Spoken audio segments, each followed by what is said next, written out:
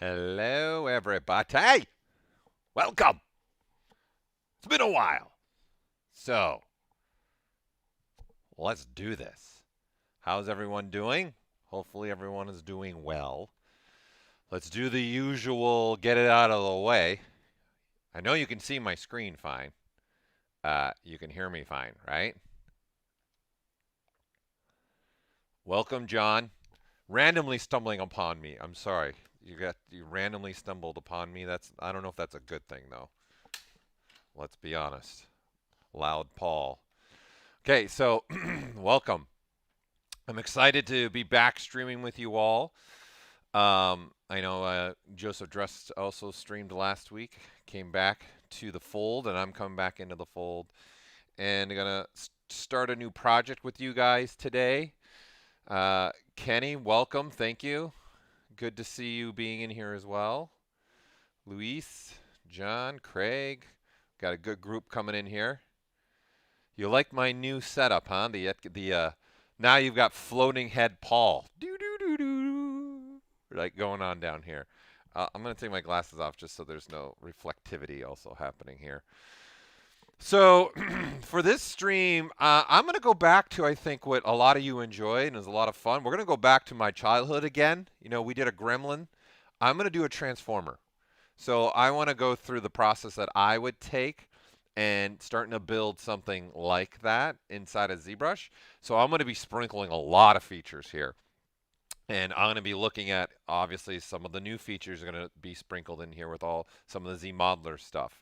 Okay, so I want to go through that process because I still think it's still a popular item that people are asking about. And since I'm an 80s kid, that's what we're going with. Okay, so what we're going with, and we're going with the 80s style here. Okay, we're gonna stay a little bit more true to the original, right? Original version of Soundwave here. And you never know. Maybe I end up doing what was it, Laserbeak, and then what was the cat's name? I don't remember the cat's name now. I'm going blank on him. But I had this guy as a kid, and I loved it, especially I think because it had the two other, like I said, it had Laserbeak, and I don't know why I'm going blank on the cat right now. And they can put him in that chest. So we're gonna go with him, and I kind of want to walk through my process of how I would start to get going at this. Okay, what's going on? How are you? Oh, you want this cap on the ball? Unfortunately, this is a one-off. This cap's a one-off. So I'm the only one that has it, apparently. It was like an experimental hat.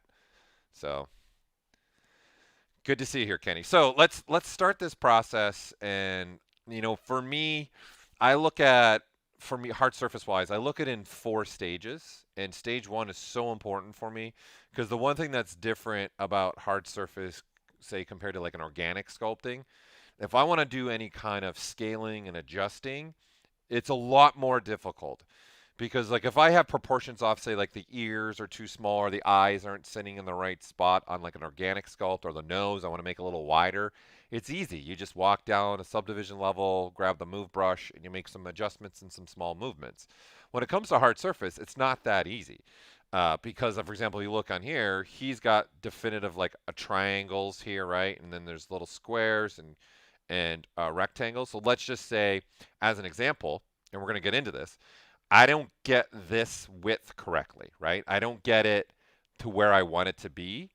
And then I notice it, say, like hours later, and you're like, wow, this is off. I need to adjust this and fix this.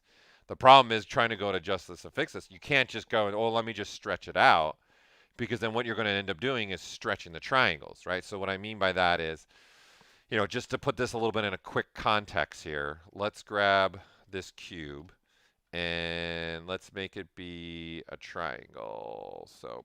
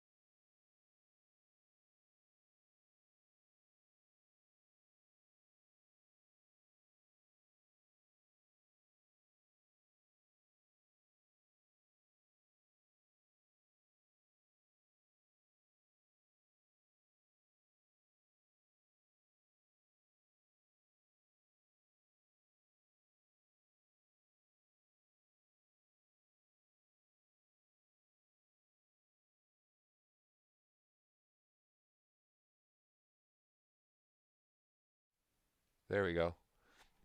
I don't know what happened there with OBS. Let's see. Let's see if we're back. There we go.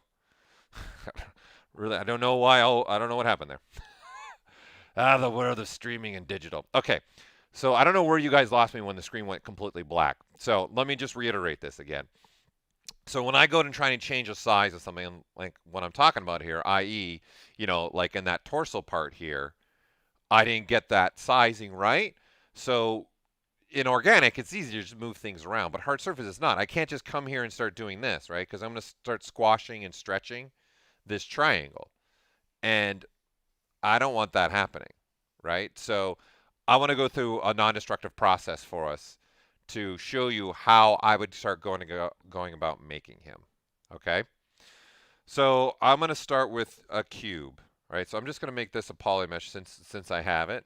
And now that it's a polymesh, I'm going to click the gear here, right? And I'm just going to grab the cube that's right here. So I like using that workflow a lot. It really is going to open up some things for me, and I'll show you guys what I mean by that. Okay? So looking at him, right? I'm going to start with the biggest piece on him really is like this chest piece, right? That needs to be a big part of the volume, okay? And what's going on there.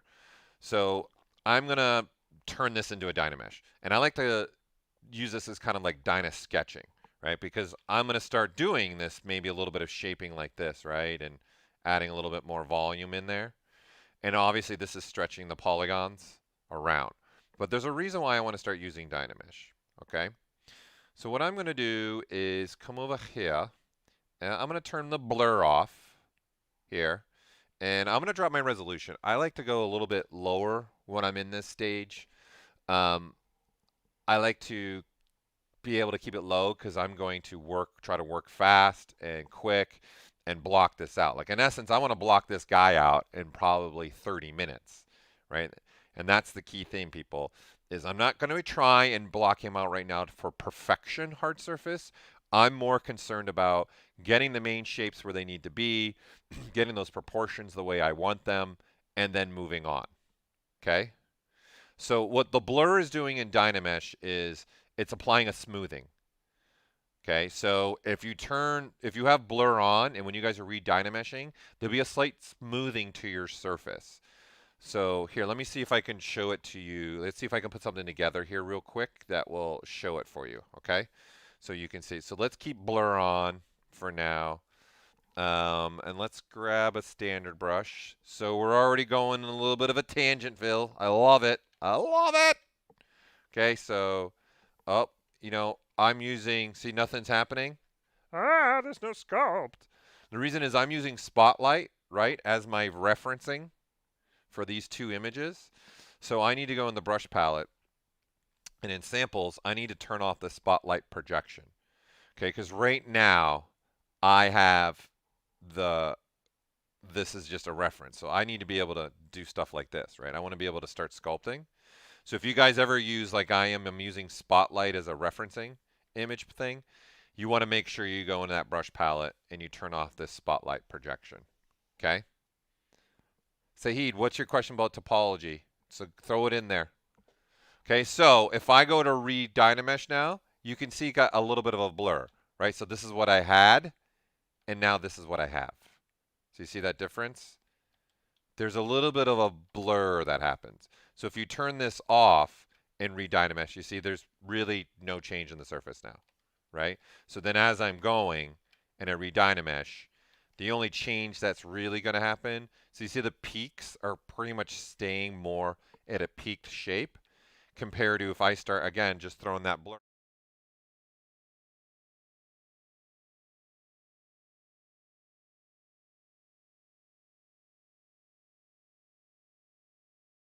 On here, why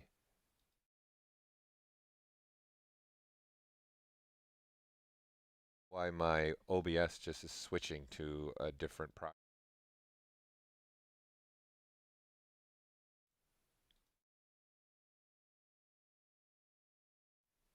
Okay. Sorry, I don't. OBS is acting crazy, so I don't know what's going on with this OBS. It was literally just by itself switching to a different project. So I don't know what's going on. So I got rid of all the projects, so this should not happen again. So okay. So that's what the blur is doing in this. In essence, it's a smoothing. It's smoothing your surface back. Okay? So that's what that's doing. All right? So hopefully that answers that question for you. Okay, for the person that asked, I don't remember who it was because I got distracted by our black screen again. Okay, so let's continue moving on this journey now. So I'm just going to quickly blocking out, and this is again why I'm going to use Dynamesh, because then there's certain forms and shape that are happening here. Okay, and I want to start using things like the clip brush, right? And say, okay, this needs to have a cut surface and then Re-Dynamesh. All right. And then you can see there's things that are happening in this model. So let's grab this image and make it even bigger, right? So if you look at through this area through here, right? And all these little parts or these scribe linings that are happening, or see these little details right here, or even something like that. I don't worry about anything like that at this stage. That's not important to me. At this stage, stage one, it's more about getting the shapes, blocking it out, and getting what I want it to look like. That's what's more important to me right now. Okay? So this kind of stuff is when I start getting into more of like a stage 3. I'm not worried about it in what I like to I could say is stage 1. So let me size him back down to reasonable world. And I can see something that I've already done as an artist, right, is if you look at this, right, this little icon here, this is showing you where I'm sitting in the world. So I'm sculpting upside down right now. Right, I wasn't paying attention where I was in space. So that's what this does. And you can actually click on this and snap to angles. So this is snapping to 3/4 view. So let me reposition this to be the correct there. That's correct. Okay, because I'd always want him standing up. Okay, so this is where I'm going to say why I like to start using, why I'm using Dynamesh. Okay, and where I'm going to start using the gizmo to start kicking things out as fast as I can. All right, so I want to now create this little part right here where, you know, laser beak pops out and the cat pops out. So I want to use another piece of geometry. That's what I want to do. It just is a faster way to work, and it's going to open up more things for me down the road when we continue working on him. So with the gizmo selected, I'm going to hold the control key and click on this arrow. And it's, excuse me, it's not going to matter. Here, I'm going to turn off the line. It's not going to matter what arrow you click. It's just whatever arrow you click, that's the direction you're duplicating in. So again, control, click on the arrow, and drag out, right? And we're duplicating. So whenever I rewind for today's stream, it's going to be transformer sounds. That was my transformer sound as a kid. So just in case some of you are not aware of this, you can, right now I'm holding the control key and moving still with the arrow. If I let go of the control key but keep moving the gizmo, we'll keep repeating the shape, and you can see the shapes getting repeated in equidistant portions. Okay? So that's what this is giving me ability to do. And sometimes I like this, okay, to be able to do that. Sahid, you were asking what is the standard topology specification, and I'm not quite understanding your question completely. Can you elaborate a little bit more? What do you mean by the standard topology specification? Can you add a little bit more into your question? Okay, so what I'm going to do is I'm going to duplicate this, right? I'm going to size it down because it shouldn't be as big, right? Size it up, okay? And if you look, the shape of this gold part here, right? It's a little bit more squared. So what I'm going to do is I'm going to click this gear and tell it to swap back out with a cube. Okay, so let me rewind, right? And I have my gizmo still on. This back portion is masked off. So what this gives me the ability to do is actually swap out meshes real fast, right? So if I click the gear, I can now swap out with whatever. If I want to say a ring, I see I can have a ring there. I can click and say, no, I want a cube. So this is going to start creating a little bit faster workflow for me. And so now what I want to do is size this guy up. And now I'm going to get this proportions to be a little bit more like that. Let's go. I'm going to go a little bit wider. I'm going to sink it down a little bit and say something like this. Okay. And it shouldn't stick out this much, of course. It should be only sticking out a little bit, not a lot. I'm going to say, that looks good there for me. I like it. Now, when I go now to Re-Dynamesh, right, what's happening for us is I'm getting welded points here, right? Everything's getting welded, right? That's what happens when I Re-Dynamesh, okay? So when I'm doing this process, again, I'm looking at creating myself a fast workflow that's going to be driven by Dynamesh to help me get things done, right? I'm just going to clean up this a little bit. There we go. Okay, so what I'm going to turn on here that's going to help me is this groups option. Okay, so this is now going to tell ZBrush, when I go and do this duplication, right, and I size this down, and then I say gear it, cube, okay, number one, you can see this new shape that I've added. It's got a new polygroup. Okay, so there's a new polygroup happening here now. So I'm going to size it down a little bit more. Maybe stretch it out like that a little bit more. Okay, so here's the difference now. When I go to Re-Dynamesh, right? So this thing, this cube, so you can see I can actually still work on this. I can edit this if I want to, right? And you can see the other piece is not there. See, it's separate, right? So even if I'm clipping like this, right, and going through the motions of, I want to edit that a little bit more. Maybe do a little bit more like that, and maybe take away a little bit more from the top. Okay, the benefit here is the blue or purplish blue piece is its own shell. So by me turning on this groups, this is allowing me to have separate pieces. So I can come to the side and say, oh man, I forgot that's sticking out too far. Throw on my gizmo, hold control and tap. That's going to mask out the red one. And then let me change the size of that. I only want it maybe, let's go a little bit more. Let's go, yeah, maybe that much. Okay, sticking out like that. And then now this needs to have, the corners need to be chopped a little bit. So I'm going to go with a little bit of chopped corner here. Something like that maybe. If I want to try and follow a little bit at this angle that I started at, then I can do something like that. Right? So the benefit here to me is that I am now got the ability to, down the road, even continue editing this, right? Because if you notice, this is getting a little too stretched, right? So I probably want to have a little bit more squared, and that gap is not quite the gap I would want, right? So again, hold control, tap on this one. I'm going to center it. I'm going to fix that gap a little bit more like that, right? And then now I continue moving on my process. So I can at any point in time keep continuing to duplicate this, right? And now I'm looking like, say, something right in here along there. I want to make a different cube there.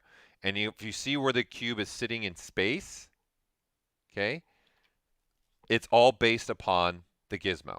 So you see where your gizmo is sitting, right? So it's sitting in the front, right? So when I come in here and I say cube, see the cube gets placed where so the gizmo is sitting right here, so that's where the cube gets placed.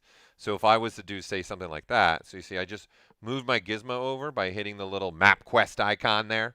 I like to call it the little I'm here. It looks like the pin or something you would see in a map, like a GPS map.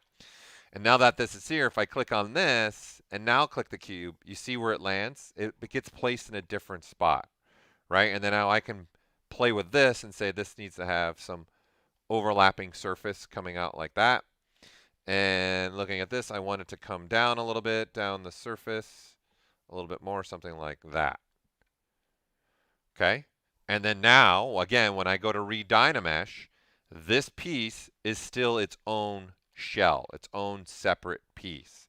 So at any point in the time, I want to work on just this piece and say, oh, you know, I want to add a little bit of something like that to the corner there. You know what? I want to add a little bit there. So I'm going to go with, we're making an 80s version, but I'm going to start putting some of my own little spins and touches on here that I want to put on this guy, right?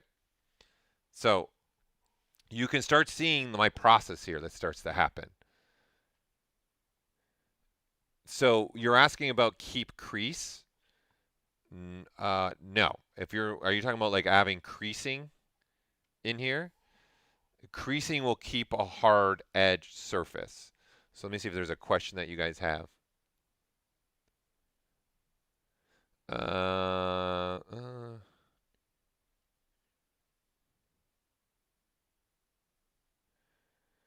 So you're looking at, you're answering a question. So someone's asking a question.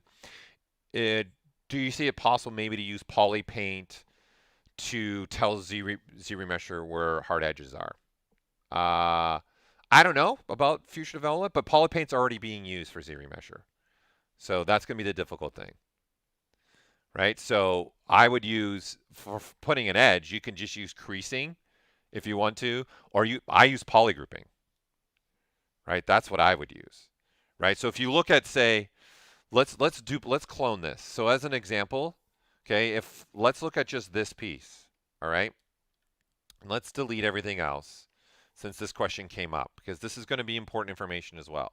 So right now, this is what I have, right? So if we go to ZRemesher and say, hey, let's just ZRemesh this, right? This is what we get. We get a pretty darn good result, right? It's nice. It's not exactly what I want. So what you can use instead is when I'm using this clip brush, okay, there's something else I could tell it to do. What I can tell it to do is have polygroups. So every time that I clip, also make a polygroup. Okay? So when I go now and clip here, you can see there's a new polygroup being added. So now every clip, okay, is a new polygroup. And by the way, I've turned off perspective, and I don't work in perspective when I'm doing this. I like to be out of perspective because of brushes like this that are camera plane dependent. So what I'm doing here now is adding polygrouping in essence with every clip. So why this becomes important, all right, is this. When I want to go remesh this now, I can tell ZBrush to use the polygrouping as the driving force. Now, for this example, right now we have the groups option turned on. So because I'm doing this right now, the one thing you might want to do with this is turn off the groups. Because if I Re-Dynamesh this, you start getting this look. Okay, it's like Swiss cheesy and nothing's connected now. The reason why that is what in essence is happening with this groups option is every single polygroup is being treated as its own mesh now. And one of the rules for Dynamesh is watertight.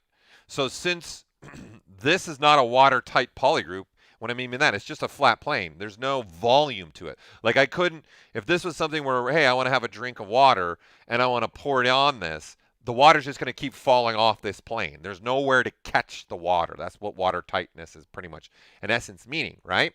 So what I would probably do for this is I would turn off the groups. I can Re-Dynamesh, and then I would probably come down here to my deformation, do a polish by groups, right?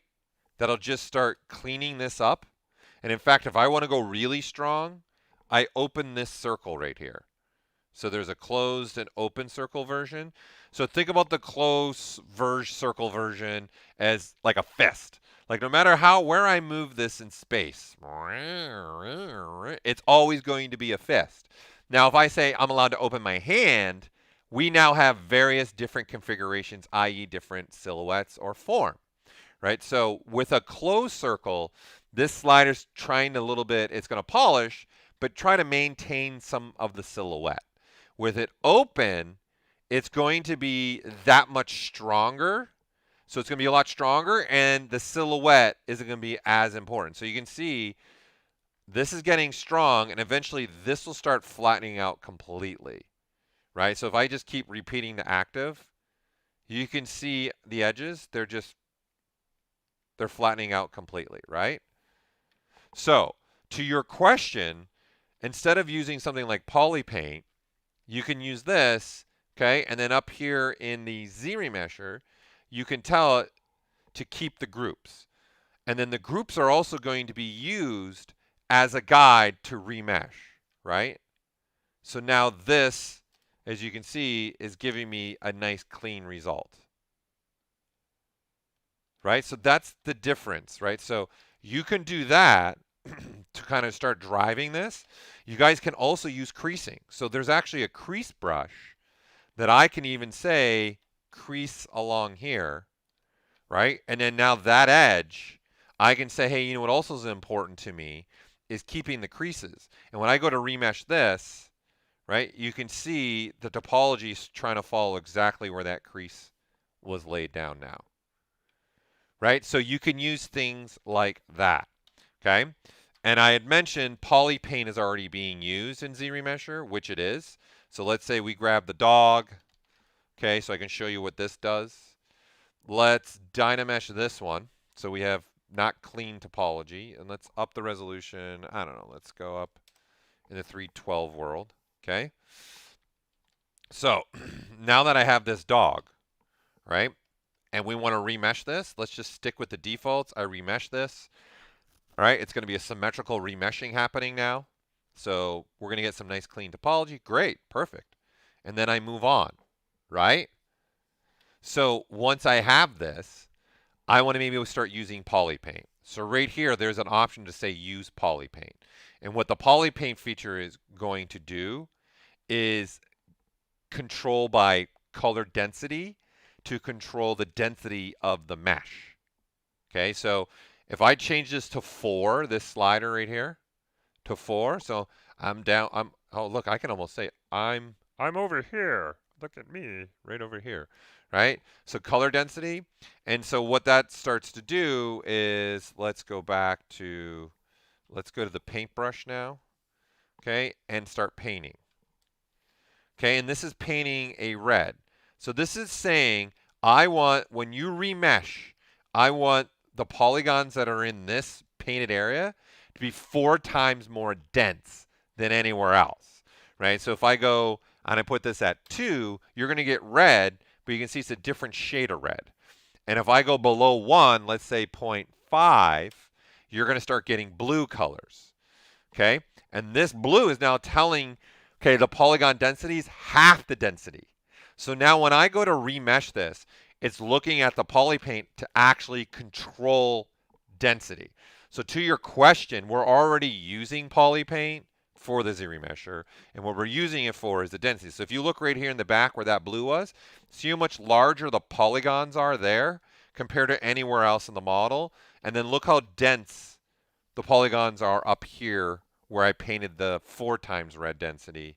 And then you're coming through here, and you can see here it's trying to transition into different size polygons. Okay? So the Polypaint, unfortunately, is already being used. And it's being used for a density control. And this is important. Think about if you're sculpting, let's say, even a character, right? If you're going to put hair all over your character on the head, you don't really need a lot of polygons up here on the top. So I might use this feature to say, hey, I want more density in the front of the face, and on the top, actually reduce the density because I'm going to cover that with another subtool, or I'm going to cover that with another. So I'm going to have to probably put my glasses on because I can't read what you guys are saying that well. So we're going to have to go with that. Okay, so that makes sense to that person's question. That was a tangent, but I think it's a super important tangent. Okay? You can 100% use the Polygroup It plugin and apply polygroups. You can also convert polygroups from Polypaint as well. You can come down here, right? And there's options here from Polypaint. So if I click this, it's going to try and use, you can see the paint got used to make polygroups, right? That's what you also can do. There's many ways to go about this for sure. Okay? Make sense to the person that was asking that question? Get back to this guy. Is that cool? Okay, so for example here, now that I'm looking at this, I kind of don't like what I already started doing. So this is what I mean by non-destructive, okay? I don't like, this has gotten too deep compared to, like, say, the original one. It shouldn't be that much going on, right? Okay, and then now this one. So what I'm going to do is actually, let's redo that. Okay, so what I'm going to do is I'm going to tell ZBrush, let's mask off this portion that right now I like. Okay, I'm going to center this with no symmetry, and now I'm just going to say click, replace. And what happened here is I actually replaced both those items that I originally had, right? So now I can go back to, let me resize, let me first make the middle part. So I'm going to do the middle part first, so the gold part this time, and say, okay, I want that to be about like that. Okay, that looks good. Re-Dynamesh, right? And then this, right, as you can see, is not welding because, again, we have this option in Dynamesh, the group's turned on, right? So I can do stuff like this and say, okay, let's turn symmetry on. I do want a little bit, okay, let's go back to having the clip curve. I want a little bit of a difference there, and a little bit of a difference there. Okay. I still have that polygrouping option on, so I'm going to turn that off. Okay, so I'm holding Control and Space Bar to make this pop up. Again, that's Control and Space Bar. And if I go to the brush palette, it's right here, the Clip Brush Modifiers. You can see that menu there. Okay. Right, makes sense? Okay, so now that I have this again, I'm going to go back to, okay, clipping that a little bit, clipping that a little bit. Okay, I like that. Okay, now I need the main body again. So let me duplicate and swap that out and say, okay, I'm going to make this be a different polygroup. Whoops. So I'm just going to use masking ability and say, all right, now this is my main piece again. Right, so now let me just size it up. Okay, so it needs to go about there. It needs to sit right about there. Right, so it needs to definitely be a little bit wider there. And it needs to be taller. So let's go there, there. That's more probably where I want this to sit. Let's go a little bit wider. And do that. Okay, Re-Dynamesh. Right, and then now, okay, now let me add this element, and now I'm kind of going a little bit more, I'm going to go a little bit smaller. I'm going to go more in that. I'm going to live more in that world. Okay, and you can see at any point in time, I just start popping and changing some of these pieces. Okay, this has got to get changed as well, and I'm going to have it be up and a little bit more, and then there we go. Right, so now I'm off and running. I'm starting to create the base for this. What's going on, Pro 4210? Okay, so for your question for beer foam, I would use Dynamesh with some snake hook and insert mesh brushing. That's what I would do. Right, so if you're going to try and sculpt something here, let's, again, another quick tangent here. Another tangent here. Let's grab a sweep. Let's do something like this. Let's make, yeah. And let's let this have some thickness to it as well. Okay, and I'll make that a mesh. Okay, and so what you might want to do easily, just grab, again, you got to start somewhere, right? So I like to just grab a shape, right? And then now this is going to be the start of this, right? So in essence, some kind of foam coming out of here, right? And what I'm going to do now is let's show more subtools here. I want these to be separated. So right now they're all one. So I'm going to come down here to the split, and I'm going to click unmasked points. Because when I drew out this sphere by an insert mesh brush, okay, this is how I'd go about doing this. Right, so now you have this form that, and I could keep just putting little bubbles. And then this is where I would start now doing some Dynameshing. Right, and now you've got, and then you can soften it if you want to, and maybe just keep adding shapes and volumes, and then soften it, and in here. And then I would probably use something like a snake hook, so you can actually even stretch it if you want to. You can move it around freely, and at any point in time, you can Dynamesh it. Right? Start doing stuff like this would be one way, right? And this brush is a lot of fun to play with something like this. Where'd you go? Spiral, right? You can spiral things, right? And if you hold the Alt key, the spiral goes the other direction. So clicking makes the spiral go this way. You hold the Alt key, see the spiral will go the other direction. So this could be a nice little brush to use to just add, if you want more of like some kind of waving, kind of puffiness coming out of there, right? That could be a way to go about it as well. What's something else you could do, right? This is old. This is an old way, okay? Let me delete this. And instead, let me append a Z-sphere. And I'm going to move the Z-sphere here. All right, and let's resize the Z-sphere down a little bit. And I'll move it. So I'm just switching between move, scale right now up here on the top. All right, and what I'm going to do is put myself in Z sketch mode. Okay, so now when I go in draw mode, I can draw Z spheres out. Right, and my draw size, the smaller it is, the smaller Z spheres, and you see they'll connect. So this is a way people have in the past actually made like bubbles. And you can move them around and separate them out. So what I did is I used a shortcut to put myself in Z Sketch, which is Shift A. So your question, this is exactly how people have done stuff with bubbles in the past. If I went online, I could probably find you a couple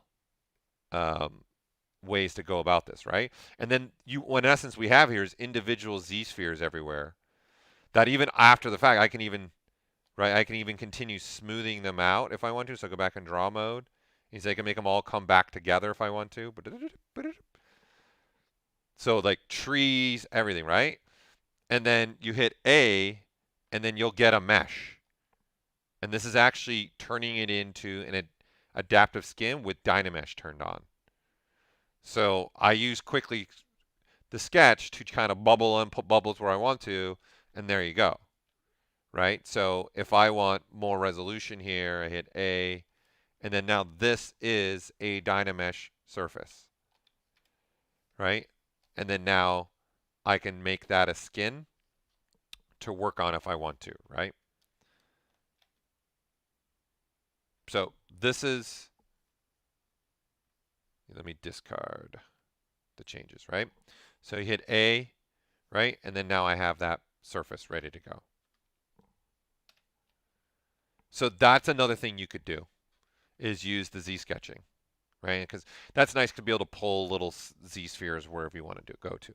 Okay? So hopefully that answers your questions.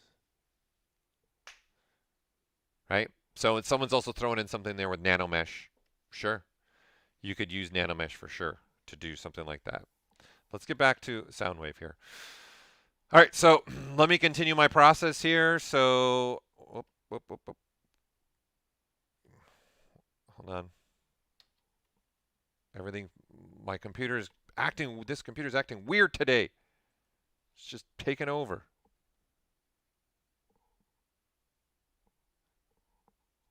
Something with the Cintiq, with touch, just happened. It went nuts. It is not my friend today. Let's just close it. I don't even know what's going on there.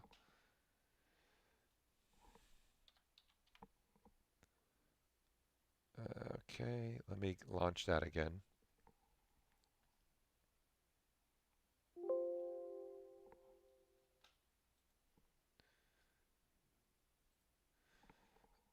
All right.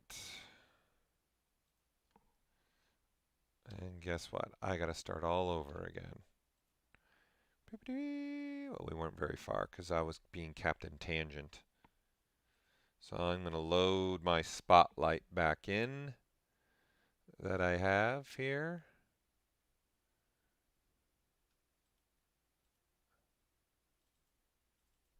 So that we got him again.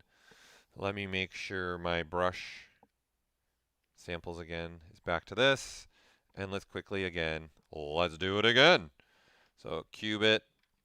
Okay, definitely needs to be a little bit more of a rectangular shape. Perfect. I know that I'm going to Dynamesh this, right? So 256, 128 is more than enough.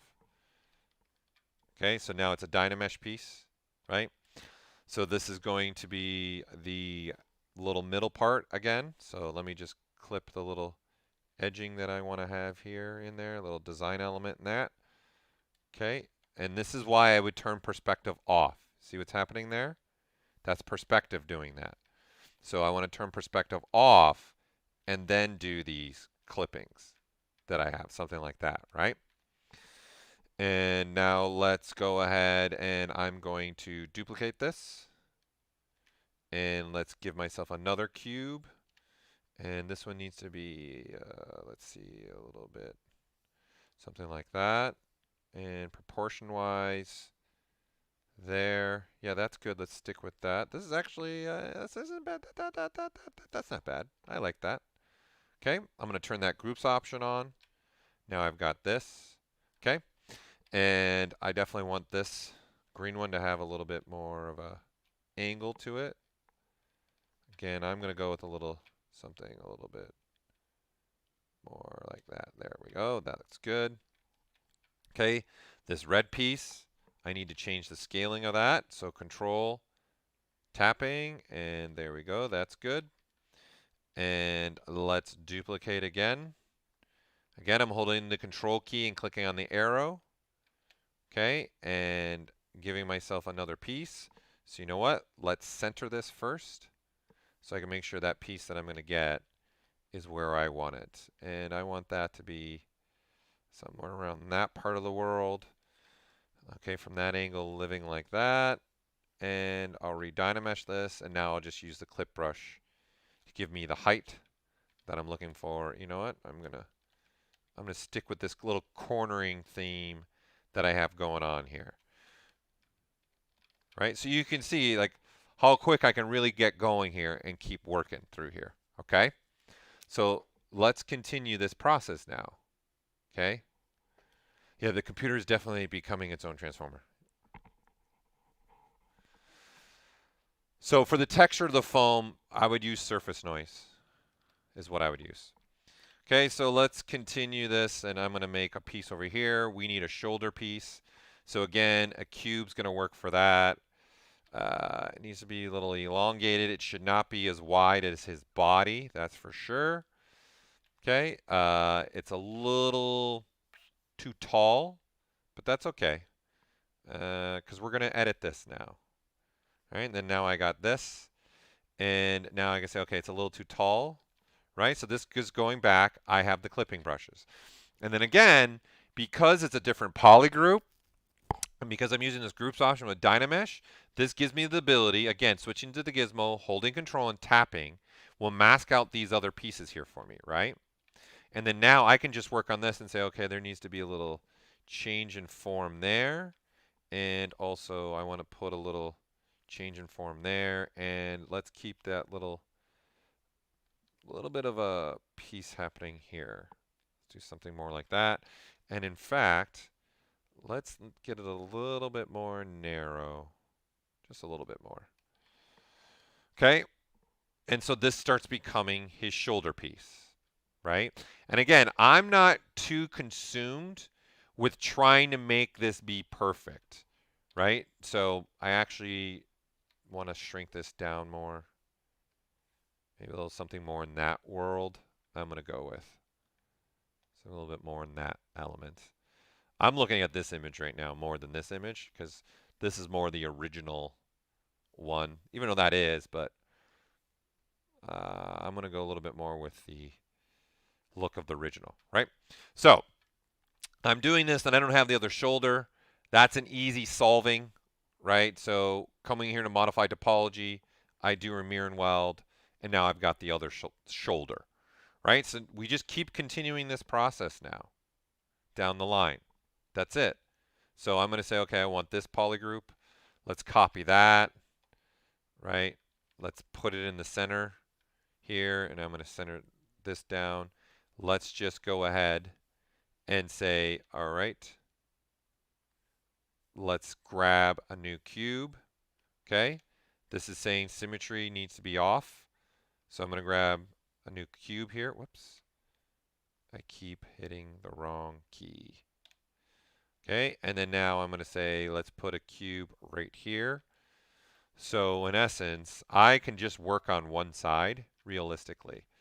So let's now put, the shape's got to be a lot smaller. It's got to sit here in this part of the world.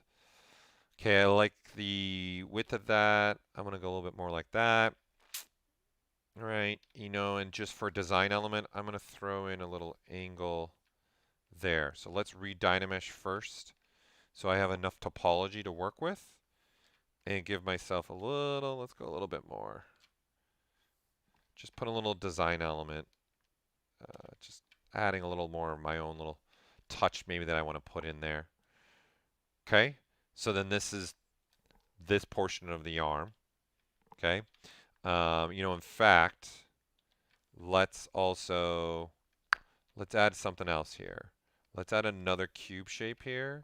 I like putting a little bit of overlapping surface when I do hard surface.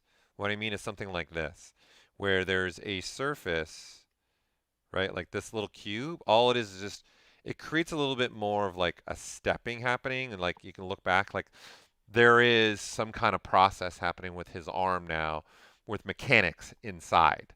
And then this is just a different part of the mechanics. And as we go through here, like I said, I'm gonna go on with continually changing him as we go through these streams, right? So you can 100% go Z-modeler if you want to, but doing stuff like this, these angles real fast, you're not going to be able to do it really fast with Z-modeler. So that's part of the reason why I'm doing the Dynamesh, especially now when we get into this forearm part. Okay? And in fact, if you look, see there's a little bit of angle there. Let's even add that. Even I was already putting a little bit of an angle, but it looks like it needs to have even more. So it needs to have something more like this. Maybe even something more like that. Yeah, let's go in that world. And you know what? I also want to readjust the size of this a little bit. Let's make it a little bit. Yeah, there we go. There, I'm feeling that part of the arm a little bit more. Okay, and I'm going to come down now and say, let's duplicate now just this one. Okay, and it needs to be a cube, right? So I'm going to go, let's go with a cube again. And now this is his forearm, which you can see gets pretty big, right? So it needs to be something more like that. Let's size it up more like this. Okay, and I'm going to put it in here. Now, if you notice, there's this little element in his arm, this forearm, right in here, right? And right in here. So this is, again, for me, why I'm doing this workflow is because I want to be able to quickly edit some things. So this is why I am not doing Z-modeler right now. I'm just going to go really quick, right? If I wasn't talking to you guys and walking through this stuff and doing these tangents, I would just be going really fast, right? I would just, this is only going to take like me 30 minutes to block out the main proportions. Because what's important to me is This forearm needs to be pretty big, but in all actuality, how big is it? What's its comparable, right? This length, right? And then this width is got to be comparable to the rest of his body, right? So if it gets too big, then it's like, okay, you're going to start seeing problems, right, in your modeling. So I'm going to go with something more along that road. Okay, and then I'm going to say, all right, let's Re-Dynamesh this. All right, and center this off again. And right now, I'm working all in one subtool, right? I'm not working anything else but one subtool. So from the front angle, I want to have some kind of something like that happening. And then I just want to come in here and say something like this. And then I'm going to say about that far down, double tap Alt, come across, and I don't like that one as much. Oops. So coming in here, yeah, it's going to go to there, and let's come across, right? And then see, this is part of why I'm going with the way of doing Dynamesh, right? And then I need this. Do you see what's happening here? So I got to make sure I mask everything off, right? And then this is going back to the point of why I'm using that groups option, right? Through here. Okay, that's looking good. Whoa, that's way too wide, right? So let's mask everything off. Okay, and if you guys don't want to keep having masking off and say now you're at this part, okay, I want to just focus only on this forearm, right? This is where you can start splitting things off if you want to. Okay, so I can come in here now and come into this split, and everything's happening in one subtool. So at any point in time, you want to start breaking things off, you can, right? This is the beauty of this workflow I'm trying to show you guys. So you can click either one of these down here, masked, split by unmasked, or split by masked points, and this part gets split off from the rest because everything else here was masked off, right? And then this is now his arm piece that's starting to have, let's just do, and now I can just I don't have to do as much masking anymore and say, because I want the arm to sit maybe that wide. Okay, and it needs to come up a little bit more, right? This piece definitely over here now, I would say this piece here is not long enough, right? So I'm going to center here. I'm going to stretch that piece out a little bit more. Yeah, something more like in that world is going to work for me because there's things in here that are going to start happening, right? Okay, so that looks good. So let me go back to this piece. All right, so there we go. I got that. Very nice. And now there's a little bit of a taper happening here. So let me get a little bit more length in here. So I'm just going to lengthen that up a little bit. And here's the difference now. Okay, so normally we could just do this, right? Where all I'm doing is masking on the top, and now I'm just adding some length. Okay, then you can do this as well. It looks the same, but watch this. Do you see I'm adding spans through there? Right? It doesn't really, for this, because I'm Dynameshing, it's not really needed. But when you guys have stuff somewhat masked off, you can actually extrude with the gizmo. So if you hold down the control key and click on the arrow, just like we did before where it was duplicating pieces, now that this piece has partially masked off, if I hold control and click, it does an extrusion instead. So that's extruding. So like here, let's take something simple so you guys can visually see this. Okay, so let's just mask off a portion out here, and we'll do this and switch to the gizmo. Okay, whoops. Right, and I'm going to center, and then you can see I'm extruding. Boom, boom, boom. That's very different than just grabbing the arrow. See the difference now? See, this is just pulling on those faces, which is creating this kind of thing here. But if I hold down control, click and drag, I get an extrusion instead. So I can go in and out. And if I let go of the control key, but not the gizmo, it'll keep giving an extrusion equidistant apart. Okay?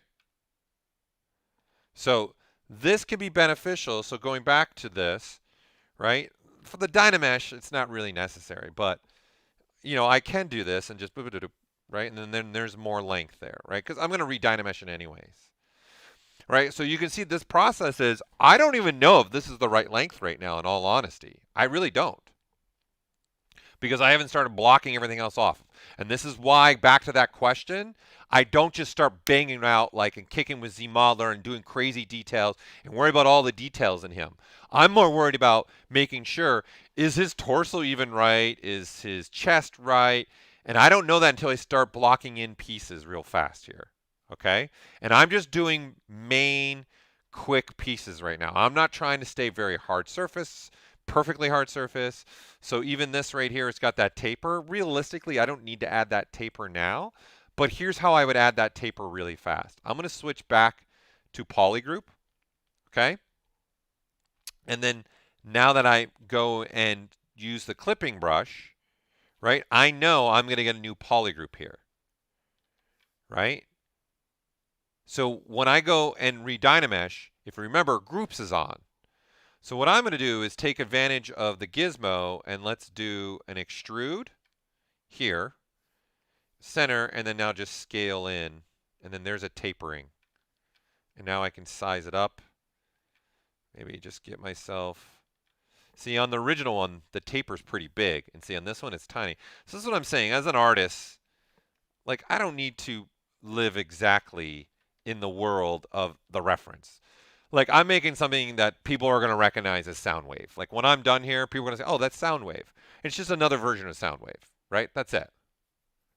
So you can see my process. Now I just want to start continually going along this process. So I'm going to start working down. So I start having the arms. So if you now want to have a hand, right? I can even just do this. Duplicate. Let's rename this hand. Right? I'm going to move this down, right? And I know with a gizmo, what can I do? Swap it out, boom, right? And I'm just going to right now, his hand's pretty squarey, like a blocky. So I'm just going to give just a piece, something here right now to represent the hand, just so I have something representing that hand. So I can get that length that I want, right? Okay, I'm not even worried about right now trying to get all the fingers at this point. Because right now, I don't even know if I've blocked this part out right, on all honesty, which I already looking at it, it needs a little bit of more love, for sure. Okay, looking at this torso part. Okay, so in fact, let's start breaking this off. Let's start doing this now. Let's say, okay, I can already see my torso needs a little bit more love. So let's split this. Right, and this will now be, let's make this the main, Soundwave. Right, and then this is going to be, let's call this upper arm. Because there's a point here, people, I'm going to start using folders as well. Okay, so this piece, you can see I want to go a little bit wider. Like, this is not, I don't think there's not enough volume there in that piece, right? So I want to get a little bit more to it. So you guys can obviously just do this, right? You can switch to this gizmo now and just stretch. The problem is that's exactly what's happening, is a stretch. So all of this, these angles, those are also changing. They're stretching a little bit, and there's some change happening. So instead of that, I'm going to use a plugin. Okay?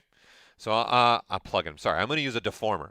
So I'm going to click on the gear, and I'm going to use the extender.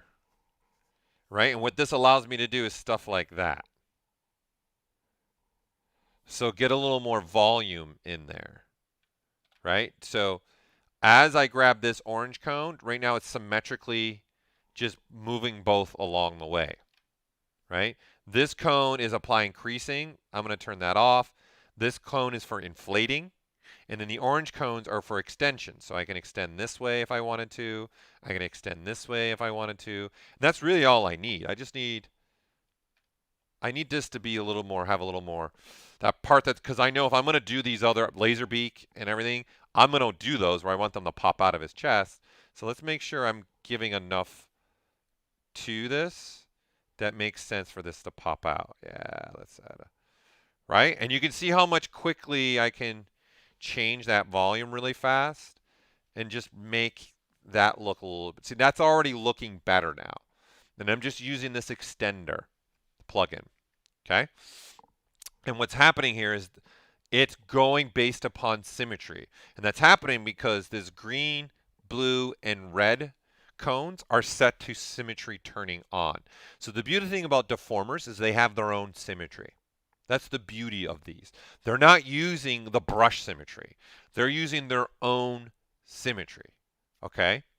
So, and if you notice, there's a new polygroup being, because then you can start doing stuff like this, where I can do this kind of stuff, right? I don't need to do that for this guy. I'm just trying to get a little bit more volume and making sure these forms are not changing at all.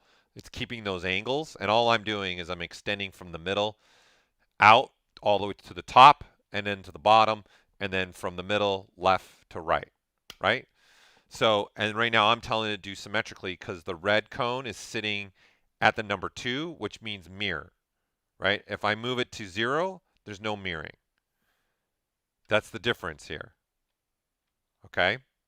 So, as an example, let's work backwards. And this time let's turn off symmetry here and turn off symmetry here. So when I pull on this cone, you can see only the top half moves now. The bottom half isn't moving. If I pull on this cone, only the bottom half is moving. Right? Okay? And so now if I pull on this cone, see it's only the one side. So clearly for me, I wanted to have some symmetry to this.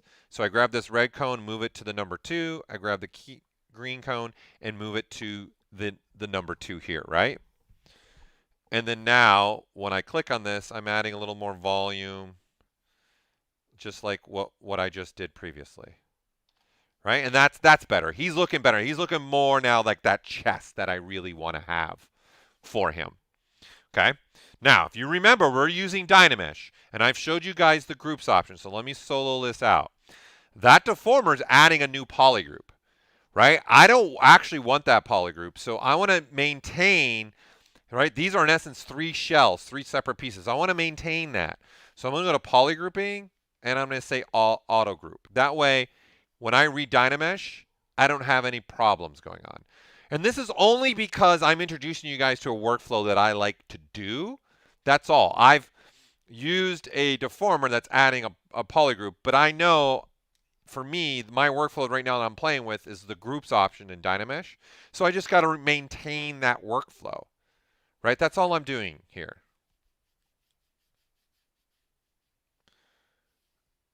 Okay, so there you go, right? So again, that was a big, if you start looking, that's a big change here, right? That's making it, that's looking better for me. That's adding a little more volume. So let's continue the process here. Right, so I need to make the piece in the middle here. So let's just duplicate this and let's just swap it out. And then it's a cube, switch to gizmo, right? Definitely should not be as wide as him. And there is a tapering happening at the top. And in fact, starting to look at this, I need more volume this way as well, right? So let's Re-Dynamesh that. Okay, so I got that piece.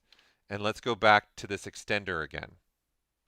Okay, and let's definitely add, let's make him have a lot more volume through the middle. Needs to be wider. Yeah, there we go. Something a little bit more in that range. And see, I can keep adjusting this. That's what I kind of like about this. I'm finding the one that I like. Okay, let's go there. Whoopsie, I don't want to Re-Dynamesh though, because I want to first add a polygroup, auto group, and then Re-Dynamesh. So this is all staying. And then now go back to this piece that I was making here. Okay, so number 1, that needs to be coming in a lot more. All right. Okay, so we got something like this. It's not as long, right? There shouldn't be as much volume in there, right? You can even see this one has more going on than the original guy does, right? So this is kind of his waist. Okay, I want to put a taper in now. Here's my problem, is I'm dealing with really high, excuse me, really high polygon count. Well, not really high, but it's more dense, right? It's got a little more density there. So trying to taper this isn't going to be as easy, right? Because some of us might go, well, we'll just use the clip brush, and then there's the taper, and then there's the taper, right? And now you got something like that, right? But there's also a taper happening this way on him as well, right? So there's a taper from this angle, and then there's a taper from this angle, okay? So I'm going to go back to deformers again, all right? And I'm going to click on this gear, and there's actually a taper. So let's see what that does. And you can see it's tapering it, right? So I'm getting a uniformly taper. The thing here is this taper, right, is being controlled by this exponent right here, right? So if I go to 0, then I get a little something more what I'm probably looking for. But with it's on, so you can get a taper that's kind of more of a rounded taper happening. If I don't want that to happen, then I turn this to 0. Right? And then now this needs to be widen up a little bit, a lot more there, and definitely a little bit more there. Right? Let's turn off this. And definitely not as much, actually. Looking at my images, let's go a little bit more in that world. Okay, and you see this problem? Easy solve. Clip brush, right? Clip it down, Re-Dynamesh, right? And start going at it, things like this, right? I could even, at this stage, I can say, how about let's just even break this off now, because I'm going to want this to be something else, right? So let's just make this, let's call this, let's just for now call it his abs. Okay? And the reason why I want to do this is we can clip and see what the problem has been is when I clipped, it's just pushing the topology down. So what I'm going to do instead is I'm going to use the trim curve. And I'm going to trim across it, and then this is what I get. And so when I Re-Dynamesh, I don't have that topology that was just there, right? And then now I have this going on. Right? So that's the difference also between that trim brush and that clip brush. So this made sense to use that mode instead, right? It made sense to do a trim because a trim is going to delete everything above the line and then automatically close. And because I'm dealing with like pretty cubical shape, it gives me a great result. Okay? So something else that becomes crucial and kind of cool for tapering, right? Besides actually using the taper deformer, I sometimes, because the tapers sometimes, you can have uniformly, right? So when I'm doing this, again, right, you have, when I'm tapering this, it's tapering a certain uniformal way, right?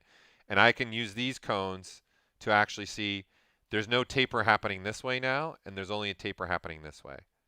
So you see this red cone right here? This is saying, do you also want it to taper along that axis? So if I turn it off, it's not tapering along that axis. And you can do stuff like this, where now see there's a taper more happening this way. See that? I can taper like that now. But this is not tapering in this axis. Does that make sense? So I can actually continue to manipulate this tapering if I want to. Okay, so you can use this taper option to do that, but sometimes what I like to use is the deformer. Okay, and then this is just a straight up like something maybe you guys have used in other programs, like a lattice deformer. Okay, so each white point in essence is a point of interest for me to move the shape around, right? So what I'm going to do is I'm going to tell it, I'm going to go symmetrical. So now see all these white dots on this side disappear. So if I go back, see they're back, pull it all the way here, they disappear, right? Okay, and I'm going to say let's only have dots in essence on this side and this side. So in essence, 4 dots. So these orange cones, see as I pull them, they're adding, right, spans in the deformer, right? So that's how you can add points. I'm going to go bare bones because this is also a way I like to change. Like I said, you know what? I don't like the angle here, so I only want to change the angle in this direction. And I'd prefer to do it like that. Instead of using the deformer, because then I can just do this as a controller. And then, okay, the bottoms, right? I want to maybe widen that a little bit more. Right? And then there. That's what I want. Okay? And then again, I keep rotating and looking at every angle here that I'm trying to do. Right? So that's another way of using the deformers. Okay? So I'm just using just the regular like deformer. So this, again, is symmetrical. And you guys got to remember, it's got its own symmetry. It is not using your brush symmetry. Okay, so what I mean by that, let's go back to this chest part. You know, remember we used the extender, right, to extend some things? What the deformers are actually using to figure out how to sit in space is the gizmo. That's what it's using. So if you remember, when I click here and we hit extender, and every deformer now that I'm using, when I do this, you can see I'm extending straight up and down, right? And I can extend this way. Then I can extend this way, right? So I can use an extender to add the volume like this. And I know this particular deformer, I know none of the design that I have going on in the corners is going to be affected. It's fine. We're just adding more spans of topology through here, right? Now, if we do this instead, okay, I'm going to snap it to a 45-degree angle now. So now the gizmo's at a 45-degree angle. If we go back in here and hit extender, look at the extender now. The extender's set in that 45-degree angle. So when I go click on this cone, because I've got symmetry on, it now does that. So now I'm getting a shape. Like, that's a cool shoulder, actually. That's a pretty cool, like, that's a happy accident there, right? That would be a cool shoulder to have for some kind of mech, for sure. So this is very handy, okay? Because I can even then say things like, I want to flatten, actually, this surface. Actually, before I move on to that, one other thing I want to show the extender. What's controlling where this extends is the blue dot in the middle. So you guys can see I can actually move even where the extending is going to happen.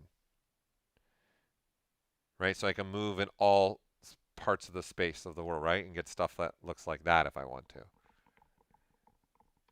Okay?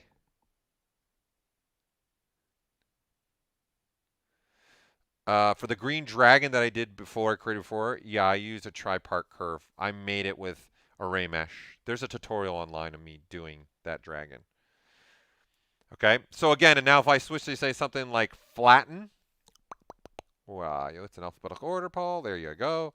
I can flatten, and I can flatten in one direction, right? And then I can actually, this is clipping, and I can make a clip with this cone is slicing too.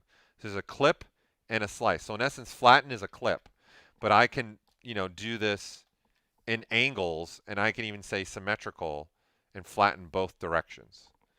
Right? So hopefully this guys gets you an idea of how powerful these deformers can really be for you. Okay? So let's continue moving on. So someone just had a question. Can you show how to get clean polygroups by masking? Are you asking because you don't know, or are you asking because you just want me to show everybody this? Because it is cool, right? So if I start maybe, you know, masking something like, hey, here, I want to say, hi, right? I can actually do something like that where I've got a new polygroup, right? So you can see, and it's a cleaner. So this is actually a slice happening at the same time a new polygroup is being generated. So instead of just doing this, right? So you can see the difference, see how stair-stepping it is? I don't have to do that. I can do this instead, and you can see how much cleaner this is starting to get. Right? So this opens up things, down the line. Oh, I want to put some kind of circle element through here, right? I can go boom, and at least that's going to be a cleaner surface to play with. And it leads me into, I can extrude out. Remember the extruding out thing? And then I can extrude that out and have that cleaner. So what I'm doing is I'm using a feature inside of ZBrush. So let me draw the high again, since this is a question. This is relative stuff because this is all related.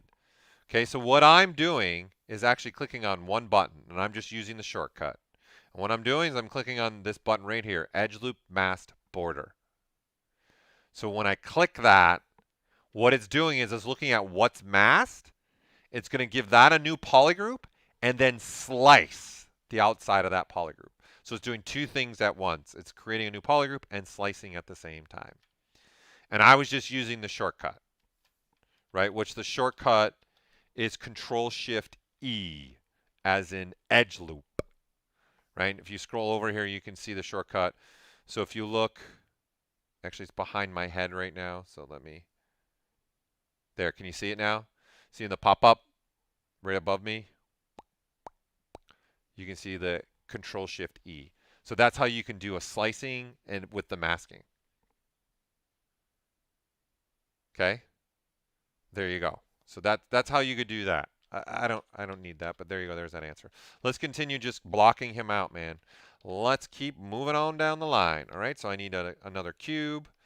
Okay, this cube, let's start a fresh cube. Okay, that definitely needs, it needs to be wider than the original hips right in here. Okay, that looks good. Let's go even more. I'm going to go even a little bit more. Okay, and then you can see there's a tapering happening here as well, right? You got a taper going on there. I'm going to say the height is looking pretty good, but let's throw a taper in. Okay, so let's just throw that taper in. Okay, let's make it 0 so it's not a rounded taper. But you see the problem here? This is where maybe I don't want the taper happening now that direction. Or I only want it happening a little bit.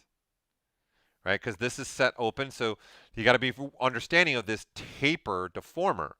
So it's uniformly to default, the Z and the X are uniformly the same strength tapering out, right? And I don't want that. I don't want the Z to taper out as much, because looking at this and looking at the original, the Z portion should not taper out that much. The X definitely should taper out, right? Let's see, and I'm going to go a little bit less. I'm not going to go so extreme.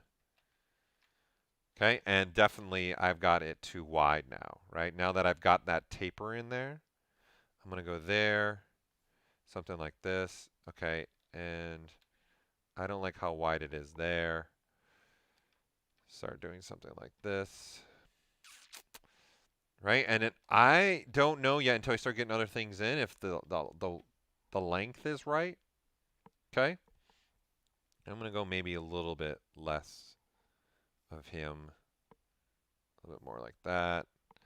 Let's go back to that tapering, and let's taper both directions. Okay, let's taper out a little bit more. I don't like that. Okay, so what I'm going to do now is I want to have a little bit more of my own control here for the tapering, right? So this is, again, where I really love having the ability to switch to just the deformer. And you can see, even though this red part was part of the same subtool, it's not going to matter, okay? So I have symmetry on. So here's your symmetry. This red cone, in essence, is my X symmetry for the lattice. The green's going to be the Y. And then the blue is obviously the Z. Okay, so I'm going to go Z as well. So now I'm down to literally 2 points. So the point movement is all done by masking. So I'm going to hold the control key right? And then if you look, I'm not holding the keyboard. Hi. I'm going to now hold the keyboard and hold the Alt key, and it becomes a white box. And what happens is that became masked, and this is unmasked. Because what I want to do is add a little bit more taper this direction, and then I'm going to go now a little bit more that direction. So I can control this now, me as a user, just having different, and then I'm going to flip it, okay, and I want to go a little bit more tapering in there. Because the original does not have such a big overlap here at that portion. There we go. Okay. Boom. I'm starting to get going here. I'm off and running here, right? How did I extrude the dot?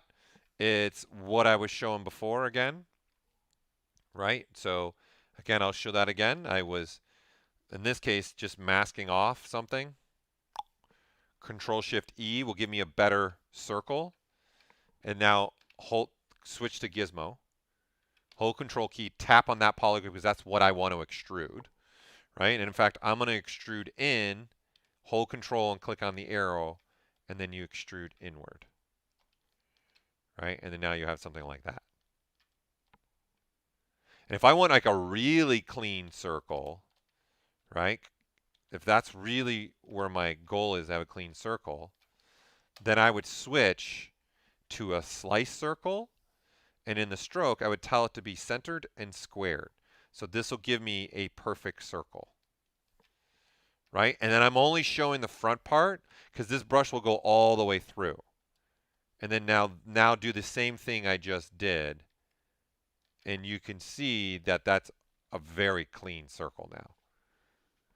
Right? And don't forget, you guys, you're going to be able to continue this and say, okay, now let me scale it down. Now, there you go. I've got like this happening. Okay, this is why at this stage, I'm not so consumed with making him be perfectly hard surface right now. I'm just trying to get going here, right? I'm just trying to block him out. So let's continue. Let's switch back to the clipping curve. And definitely need an angling here, right? And I'm going to put a little one up here, actually, just to give him a little more volume, right? Okay. Now we need this portion here. So there's going to be multiple ways I could have gone about doing this, right? I could have just clipped out, right, and done something like this as well. Okay. I could also just say, all right, I need to mask this off. It's going to be about that wide. Control W that, and now I've got a new polygroup right through there, right? So I want this to go through the whole thing. So let me go back to showing everything. So I did my clips without everything there. Right, something like that. Okay, great. I'm going to actually add an element to this. So let's turn on, let's just do the polygroup version, I guess. Do that, right? That way I can get now just this polygroup.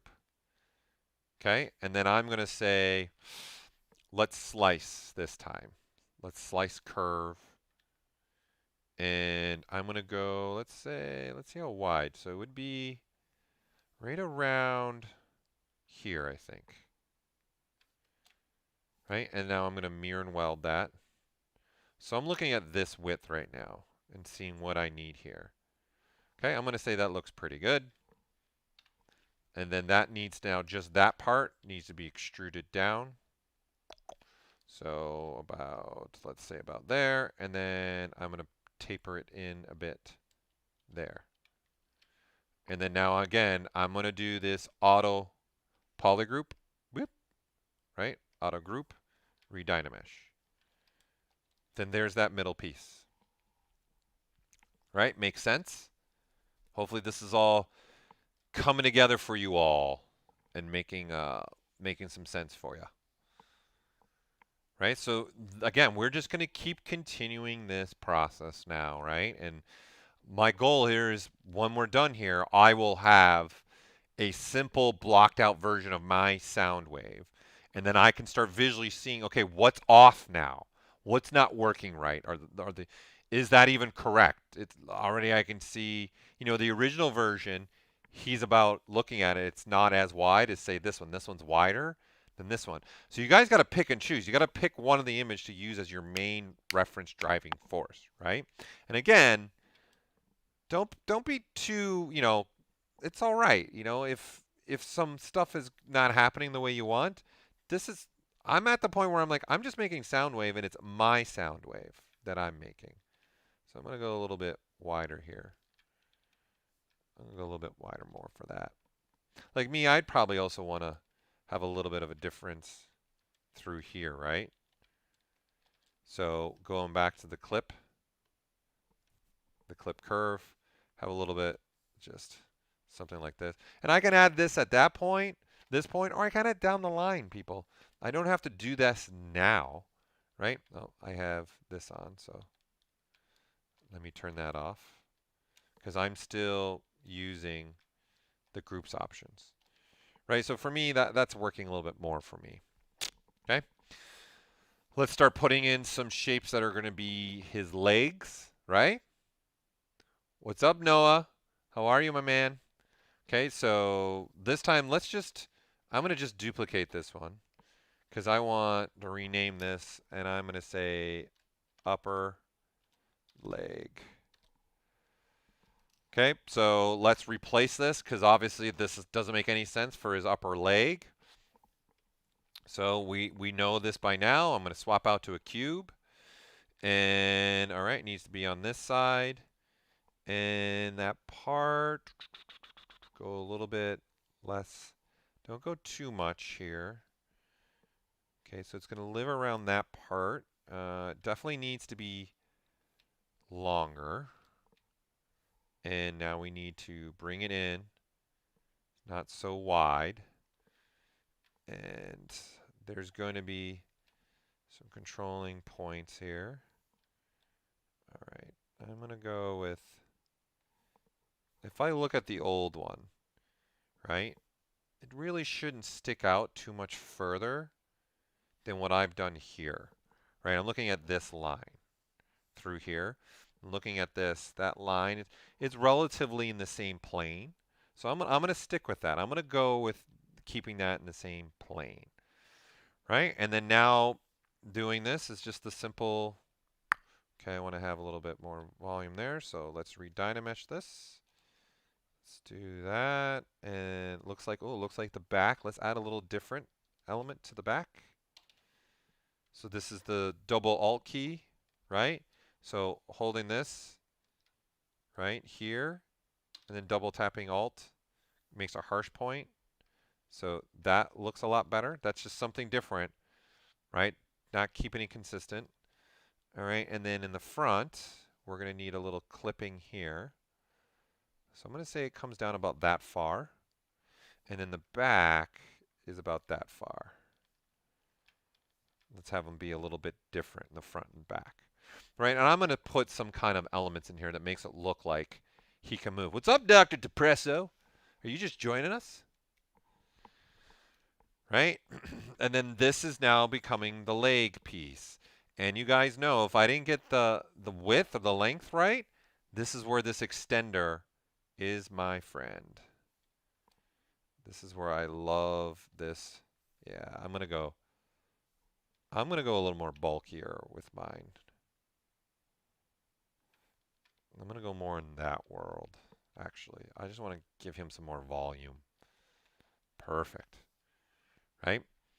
So I'm going to say, all right, let's start making this so I can see visually as an artist.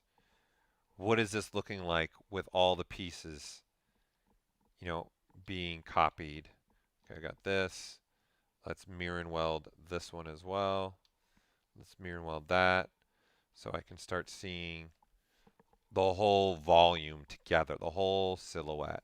This is where this little guy over here comes in really handy, right? You can start seeing your volume and seeing the empty space and see how that's working, right? The arms are going to need to be moved, right? I'm gonna put a little gap in the arm so there's movement in there, right? So in fact, let's do this. Let's do that now. So I'm going to switch to the gizmo, okay? And I've got the arms. So what's happening here now is I have this going on, right? So as I move these bottom portions are not moving, okay? So this is what I would do. I'm going to tell ZBrush, hey, there's a whole arm involved in this. So I need to bring everything to the party, right? It can't just be one thing here. I want this upper shoulder, let's just call this the bicep tricep part, the forearm part, and the hands to move together. Okay? So what I'm going to do is actually turn on this little icon right here. Right? And that icon is saying, hey, we're having a party here, people. And I want all the arm parts to come with me. Not just some of them, all of them. Let's go.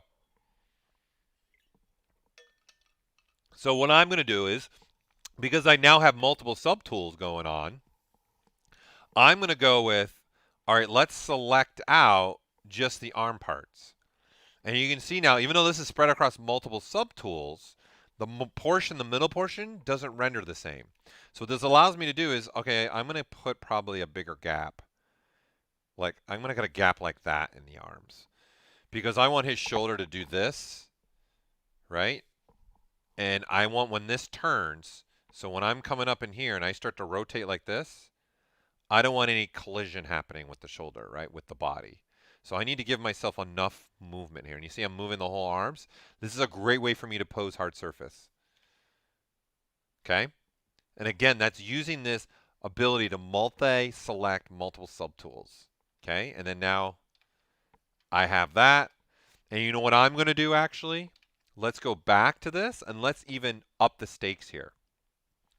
When I'm in this mode and I'm only showing certain subtools like this, I'm now going to say, you know what, from here on out, let's make a folder. I'm going to say yes, and I'm going to say arm pieces. Because as we move along here in these streams for this guy, I'm going to start making this look a lot better and detailed and start adding different elements to him. Okay? And what I've just done now is every part subtool that was visible that I had where I was allowed to move is now in one folder. So you can see there's arm pieces here now. Okay? And then so, at any point in time down the road, I'm like, oh, you know what? The arms, I want all of it to be a little bit bigger. You guys can now, instead of doing what I just did, I'm going to click on the gear, and I'm going to say transpose set. Right? And I click on that, and it automatically does what I just did. And now I can do this and go, okay, let's go a little bit bigger with the arms. And I'm going to have mine move up a little bit more. Something like that. That's what I want for him. Right? And you see, I continually am going to be moving it around, looking at this. So you can see the arms, you know, if I'm looking at this, I need to widen these a little bit more, right? Through here, right? So I need to have a little bit more wide happening through that.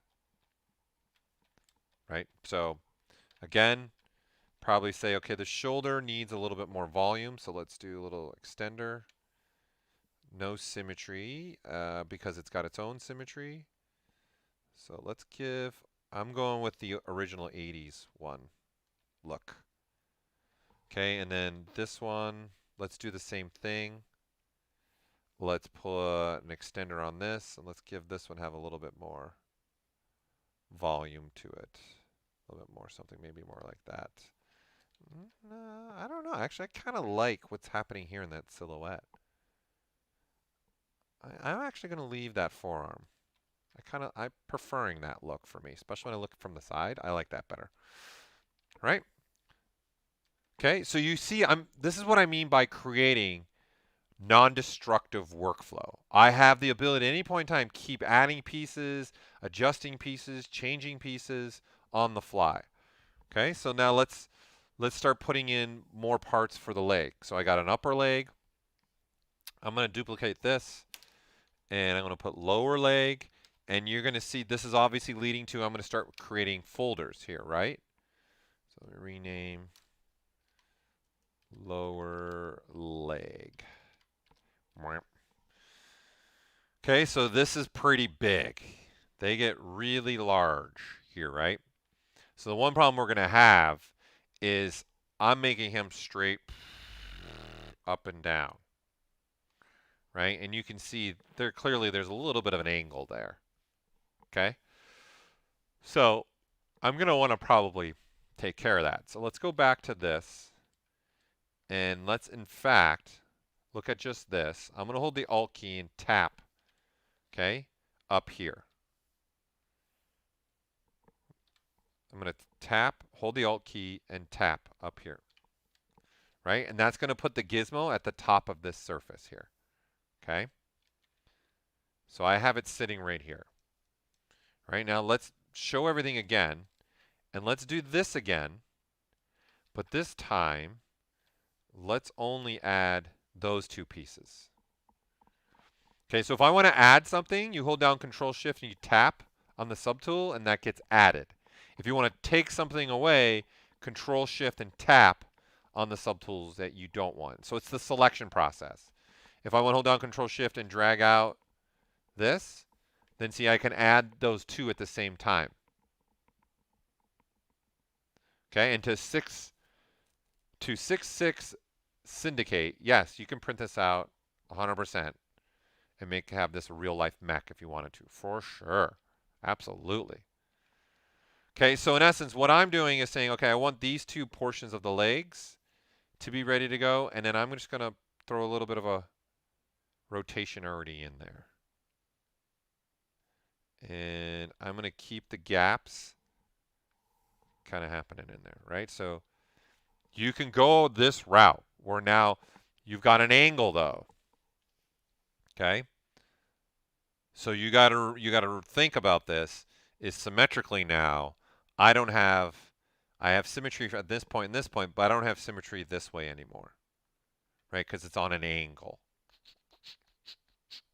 Right? So think about that.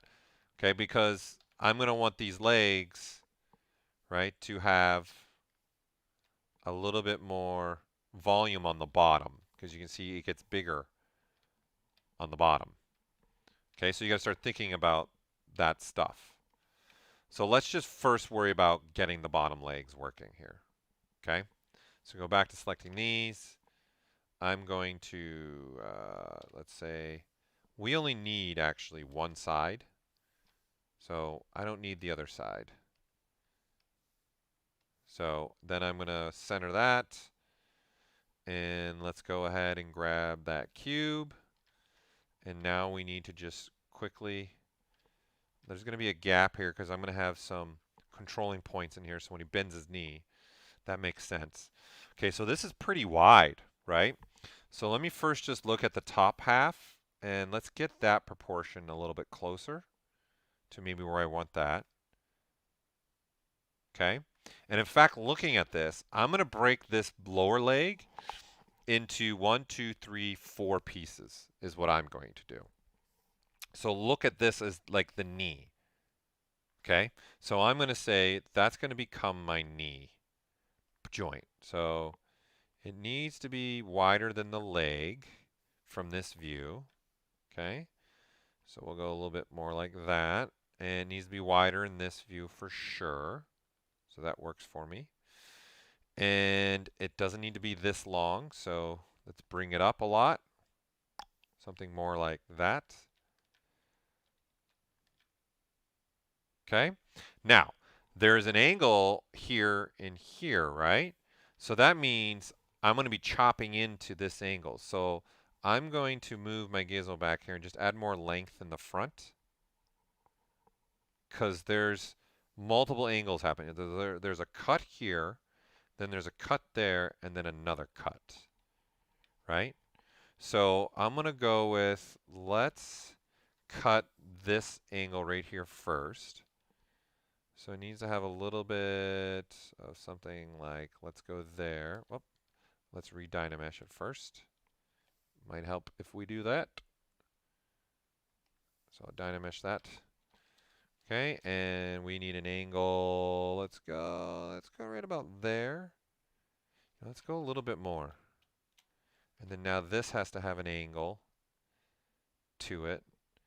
And then now I need a cut part right there. Too much, too much, too much, too much, too much.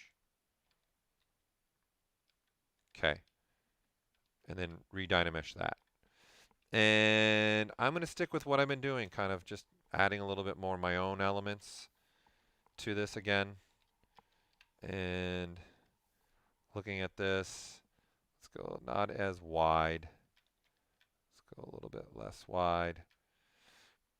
Okay, in there. And you know, I'm going to stretch it actually. I want all this to stretch a little bit more. Let's put a little bit more stretch in that. Yeah, there. Happy little trees. There, right? So this is in essence becoming this knee joint part is what I'm looking at right now.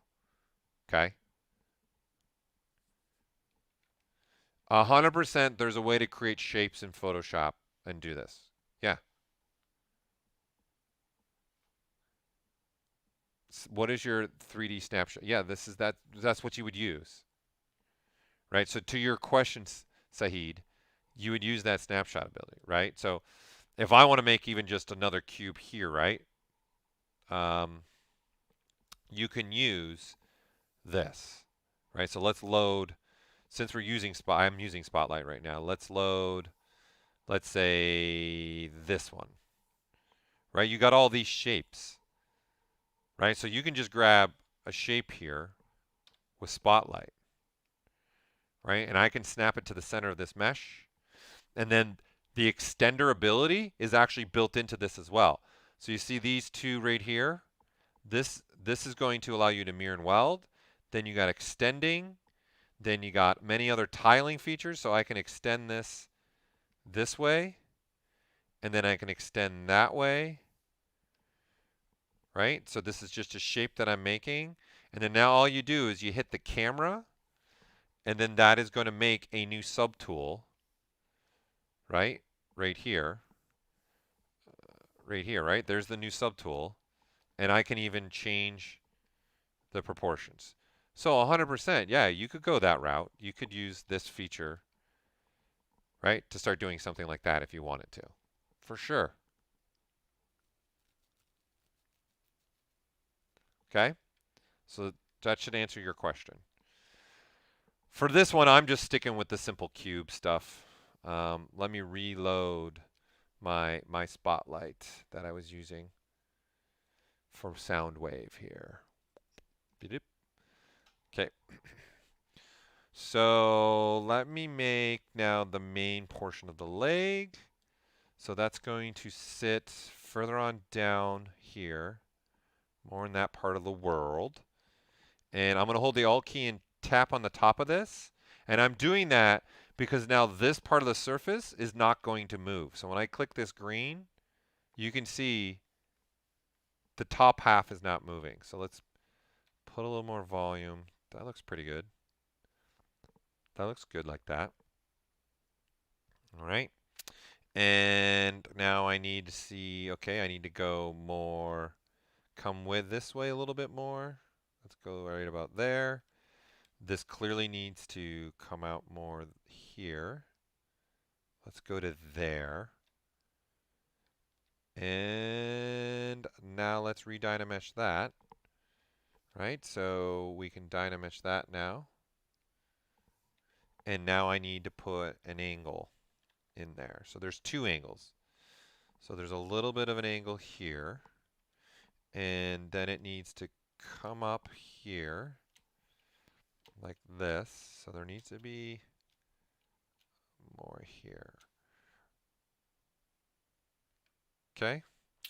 And now that I've done that, I've actually ruined a little bit of my proportions, right? So we got to be able to fix that. I'm not going to go so sharp. Something like that. Okay, Re-Dynamesh that. I'm going to center this. Handy dandy extender.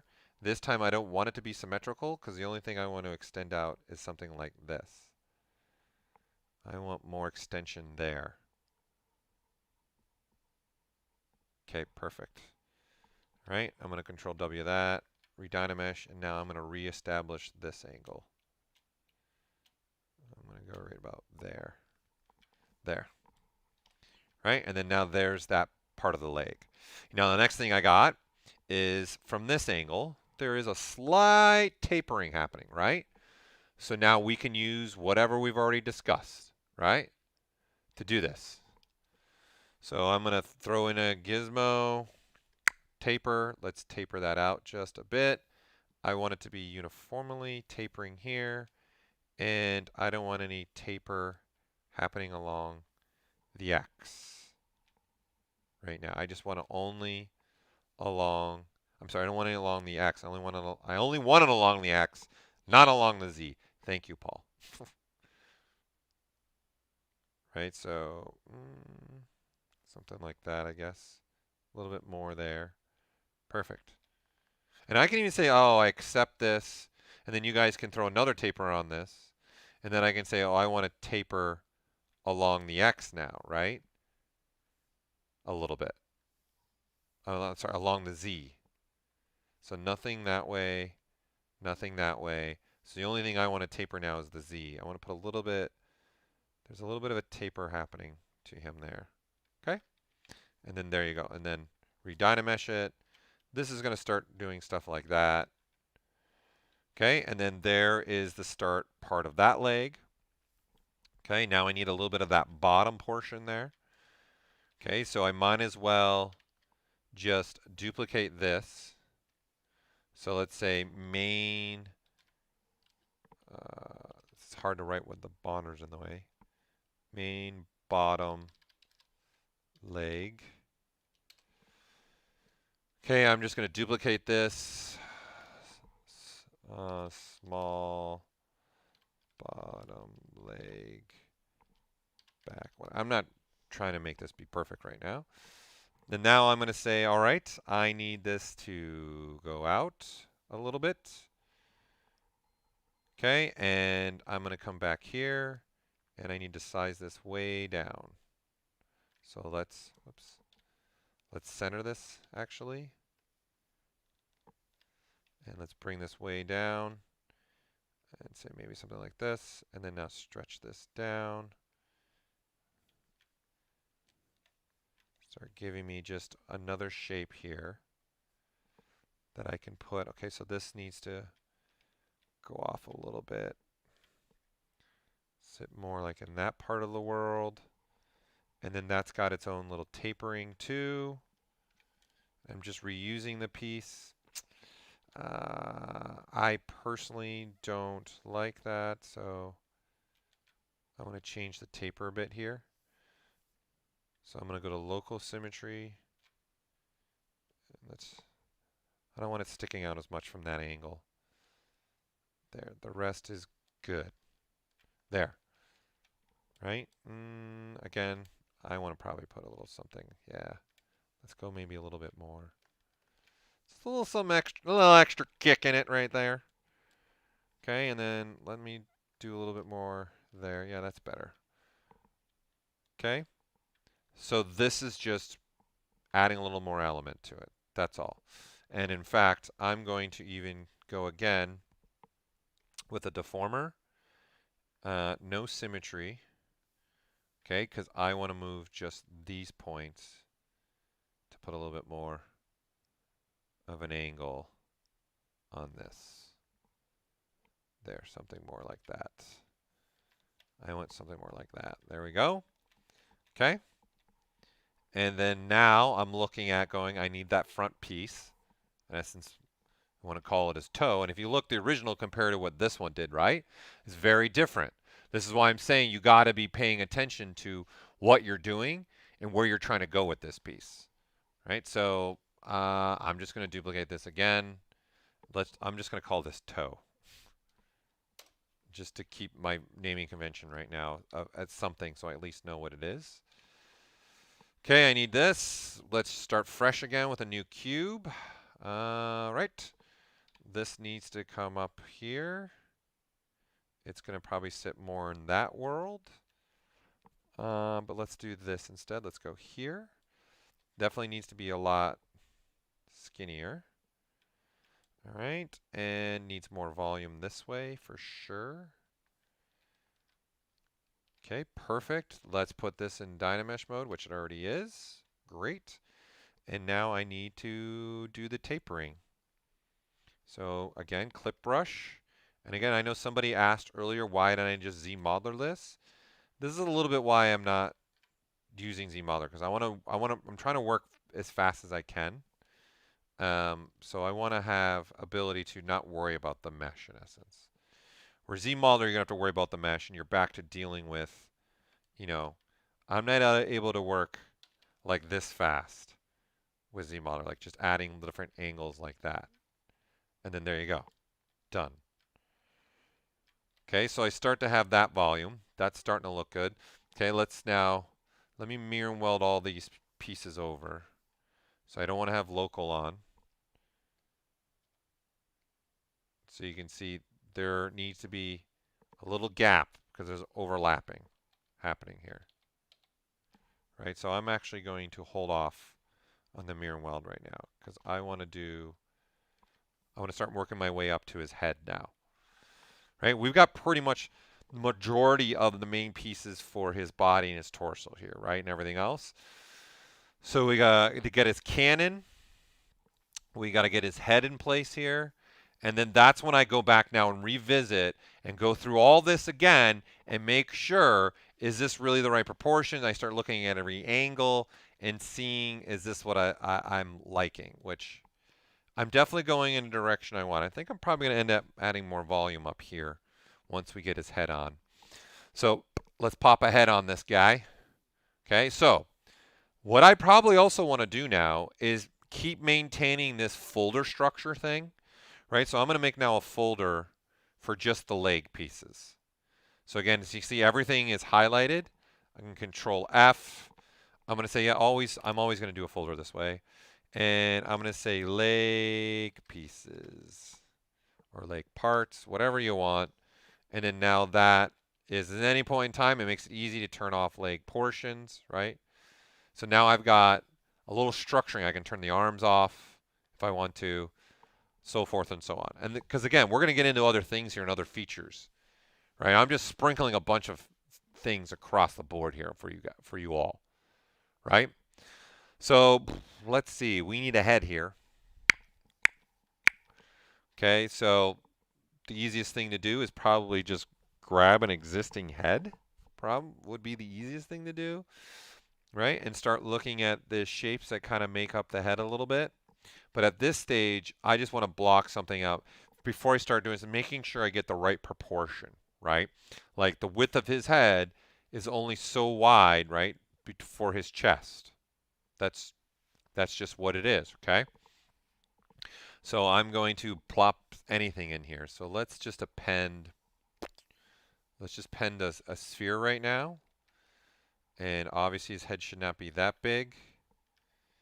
And let's do something like this. And I'm going to start looking at his head being ran around there. It's going to sit somewhere there in the world. And this at least can start giving me, is that head too tiny? Right? And start doing it. And I will start blocking in some more shapes. Right? So let's just for now say that's going to be the head. Right? So I'm going to rename this head. Okay? And let's append a cylinder. And let's rename that cannon. All right, and I need to now put that cannon on his shoulder. Because this is all important to figuring out the proportions correctly. That's really my goal. And so what I mean by that, once you have this cannon, if you look at these two references that I'm looking at, right? The cannon's diameter is so big compared to the head, right? So I need these shapes at least where they need to be so I can start looking at how all this is going to start connecting, right? And then this is, in essence, just the first stage of me figuring this out. So right now you can see the cannon's relatively close to the same size as his head. And looking at both of these images, it's close to being like that. So I'm gonna go a little bit smaller with the cannon, and I'm gonna go a little bit bigger with the head, just slightly bigger. All right. And now we start having now at least the blocked out sound wave. And now I want to run through this guy, okay?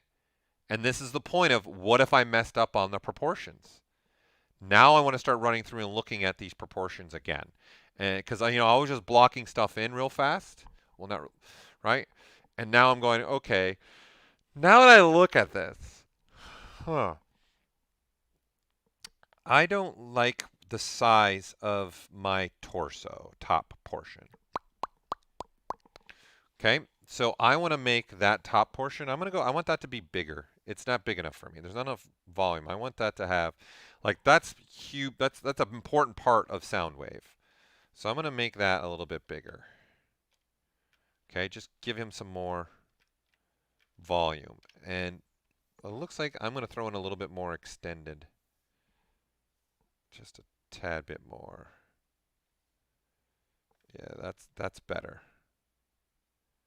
Just giving that more life, I think, to him, because I like what's going on there with that one. It's more squared a little bit there. Okay. And now polygroup, let's see, polygroup auto groups, because I can Re-Dynamesh. Now let me select the head. That needs to get moved up, back up. The cannon needs to get moved up here more. Okay, the arms, right? Let's now take a look at the arms. Let's revisit those arms. Okay, so number one, they need to be moved away from the body.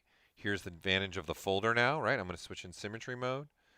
I need those to be moved apart. Looking at this now that I've made that torso bigger, I'm going to go a little bit bigger with the arms. And see how they're moving away from each other? Because right now I have symmetry on. So there's a gizmo here and there's a gizmo here, right? So this gizmo is scaling all of these pieces and those at the same time. So it starts moving away. Same thing here. Now this gizmo is going to, in essence, scale these and those pieces as well. So what I'm going to do is I'm going to turn on the local symmetry right here. Right here. So I'm going to turn it on and off so you guys can see it. Right? So with it on, the gizmos get a little bit treated like individuals. So I'm going to come up here. I'm going to start looking at that, giving him a little bit more volume that way. Okay, and I didn't undo enough, so I messed it up. Easy fix, right? I'm not going to do turn off local and do, oops, I'm on the wrong one. Right, so we'll mirror and weld that, mirror and weld that, mirror and weld that. Okay, the shoulder I'm actually going to go with, let's make the shoulders have a little bit more. I'm going to stretch them out just a little bit. And again, local symmetry. Give them just a little bit more volume. I want mine to have a little bit more there. And let's also extend them just a bit more. I want extender. Okay, and I don't want symmetrical because I only want to go in one direction. Just a little bit more in there. Perfect. Right, so this is what now I've taken the time, in essence, to start blocking this out, and now this allows me the ability to keep editing because it's a non-destructive surface for me, so I can keep changing things in here, right? Moving the arms a little bit. Okay, probably want those to move down more. Probably needs to live more in this world. A little bit more of that. So you see this? I want to make sure that maybe doesn't happen. Like just enough clearance. There we go. Something like that. That's about all he needs, is that clearance, right? All right. So those are good. I like where those are, okay, because I've changed the proportions of the upper torso, I'm going to need to also change this one, right? Maybe. So let me move this down. Okay, so yeah, let's go a little bit bigger in there. Okay, that's better. I like that. And now let's start looking at my leg pieces. Do I want to change anything in there? Let's move this one down a little bit more now. All right. Okay, and let's actually turn this on. Let's add all this and take away this, and let's move these down. Okay, move them apart. And let's go a little bit more down, a little bit more apart. Okay, and I have a mirror and welded on here, so turn off local sim, that'll fix that. Great, so now, what I'm looking to do here is start making sure these proportions all make sense, right? That I haven't gotten out of whack anywhere. Do I need to add more length in his leg? Do I need, and where do I need to go? Okay? So, like you said, what if I messed up the proportions on the cannon? It's not a big deal because that cannon's separate and I can always change that at any point in time that I want to, right? There's not going to ever be some change. So, from this silhouette, let's make this bigger.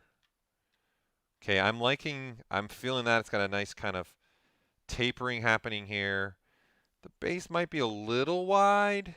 I kind of like it. I kind of like the exaggeration. Let's see if I do move this in a little bit. What does that silhouette start looking like? I guess we could go in a little bit. Okay, we'll go in a little bit. That doesn't bother me. Okay, and then from this angle, I'm looking at the silhouette there. That's looking pretty good. Right? So this is the process that I start to do with my model, right? And then next stream, we'll start going a little bit further with him and making him have a little bit more detailing starting to pop into play, start laying down now some foundational pieces here quickly, like these buttons here. Now that I think I have this proportions to where I want them, maybe I need to make sure and start adding in the triangles here and the pieces here to make sure I can fit two cubes here and a rectangle here, right? So I've come to this thing now and say, okay, I should be able to fit now, obviously, a shape here, right? That's going to be a rectangular shape and a certain size of a rectangle shape, right? So it comes like that, comes up towards, it's way up towards the top. I'm looking at, it shouldn't be any wider than this, right? So I'm using this as a guide now. So there's that as an example, okay? And then I'm going to do a copy of this, right? And say, so if you look now, see this? This is where I start knowing if my proportions right now I got right. So now if you look at this, these are the same height. And you see the gap between them should only be about that much. And if you see through here, this seems to be too big of a gap. So what I probably need is a little bit more volume for these buttons right in here, just a little bit more. Okay? And then now duplicate that there. That's a lot closer now. Okay? And now I got something like that. And these pieces now are going to end up splitting off. I'm going to split these off. And then these are now separate pieces. Okay? And now I have something like this. Right? Which now if I want to make this bottom one, right, needs to just be a cube shape instead, right? So now I just shrink it down to a cube shape and move it over if I wanted to. And then this is where, got to get the right size, so down. Just resizing that. Okay, so we can go this route, Or one thing that we could do, which would be actually quite handy, is this. Let's Re-Dynamesh this. So they're Dynameshed, okay? And what I'm going to do is tell ZBrush, let's do a slice, right?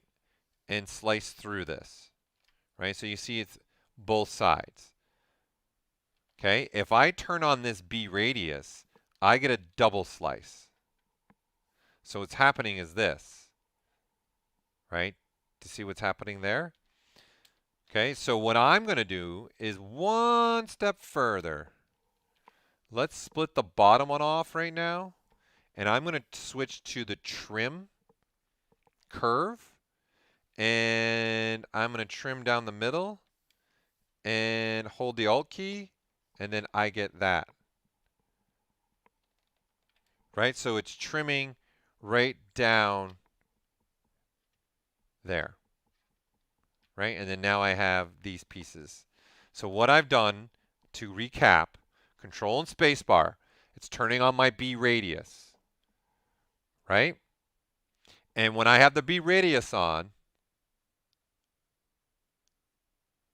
so I'm going to start bringing this down and see what it does with B radius. Everything that's outside the curve gets trimmed to the brush size.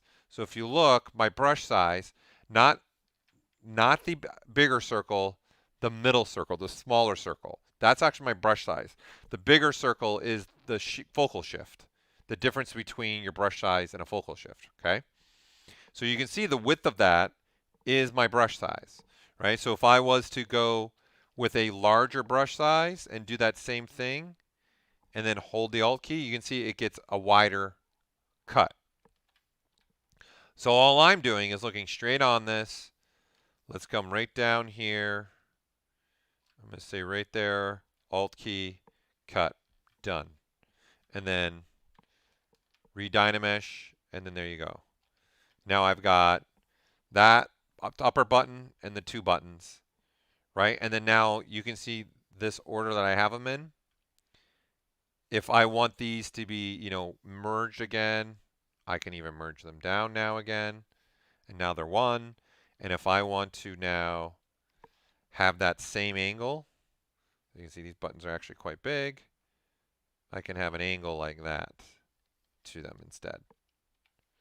And that way they're following the angle of the body part, right? Of this portion here. Right, so this is now the secondary stuff I start to line up, and then, okay, this is going to be now a triangle. Right, so then, okay, I'll just do this. Alt key. Here, let's make this go smaller again. And this is going to live right about there. Okay, I need it to come all the way out to right about there. Right? And then let's taper this up more. Let's make this be a lot wider. Okay, say something more like that. And then now I can start clipping or trimming, in essence, if I wanted to, going this route. Oops, I got to Re-Dynamesh. Right, and then this is the only piece that I'm worrying about clipping. Oops, I got B radius on. Right, just to making sure I get the triangle that I'm looking for. Right, this is going to help me establish, do I have that width right? Is everything working there? Right, and then I mirror and weld over the other side, and then there you go. There's those buttons.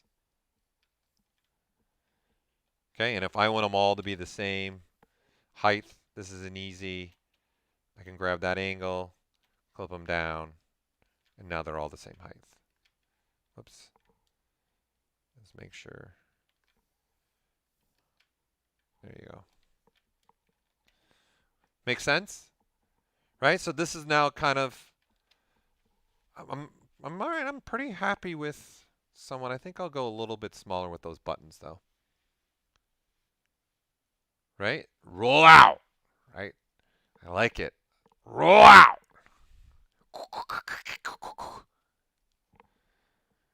Okay, so things like you're saying, how am I going to modify the head? And you're asking that. That's going to be in the next stream, right? So now I will take these shapes.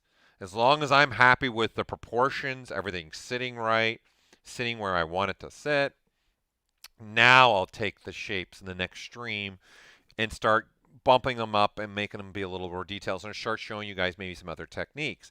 Maybe I want to even just rebuild a piece with ZMold, or maybe I want to retopologize it. Maybe I just want to use the piece that already exists and just use my Dynamesh to give me what I want, right? It's really up to me now, right, where I want to go. The most important thing is making sure I have these proportions where I want them. Okay, that's going to be an important step. So I'm pretty happy with where I'm at. Looking at both these images, you know, once I start kicking in a little bit more of the details, hopefully he doesn't look like Optimus anymore, and he starts looking like Soundwave, right? So I can, like the bottom leg, I think actually needs a little bit more length in it. Now looking at this, I think it needs more volume, more height. Right? And you guys can start using, say, something like this now to start helping you out. Use this transpose line.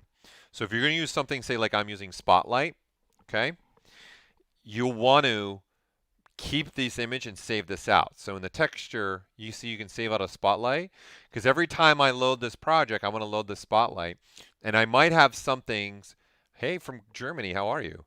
I might want to have something in here that I use as my stepping proportions, i.e., I can now use this one image as an example as my main image for proportions, right? So I can say, okay, this is guys' chest piece, right, is about, if I look up here, 1.6 units. Okay? So then I come here and look at the height of this, right, and move this up. That's about 0.2 units, this height. So then what I want to make sure then is that ratio exists in my model, right? So there's about 2 units, and then this should only be, you know, ratio-wise the same. So you find commonality, and you start using this as your way to start measuring things out, like that. And so that's 0.25 units, right? And I'm looking at the top. So you can use this stuff, this kind of thing, as a proportional drive, right? And again, you got to be careful, because I'm looking at an image that has an angle to it, right? There's perspective on it, right? So that's going to play a part, right? So this piece should be about 0.55. So if you remember, this was 1.6. Okay, so then the height of this, if mine is 2, right? This is actually a little too tall a little bit. So you can see it's already 1.4, and it shouldn't have that ratio. So I probably need to shrink that down just a little bit more.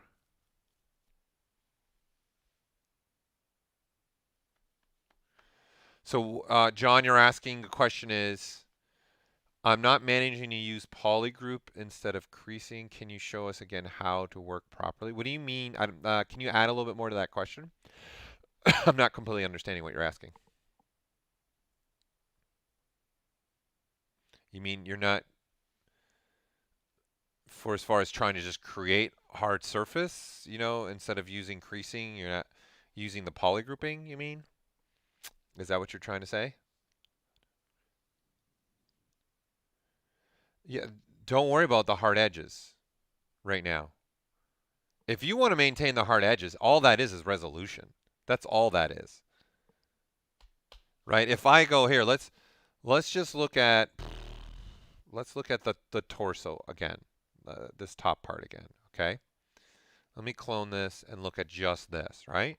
So this is not super clean. I'm not worried about it. This is the thing I'm trying to tell you is, at this stage, this is stage 1. I'm not worried about it being super hard surface. I'm more worried about, did I get the proportions right? Is the sizing right? Do I have the right width through his chest here? Do I have is all this right? That's really what's important to me at this point in the stage. It's not just, oh, this needs to be super crisp and super sharp. Okay? Now, if you as an artist, you really need that, and that's something you need to do. If you're going to stick with this workflow of, say, like Dynameshing, all that is resolution controlled.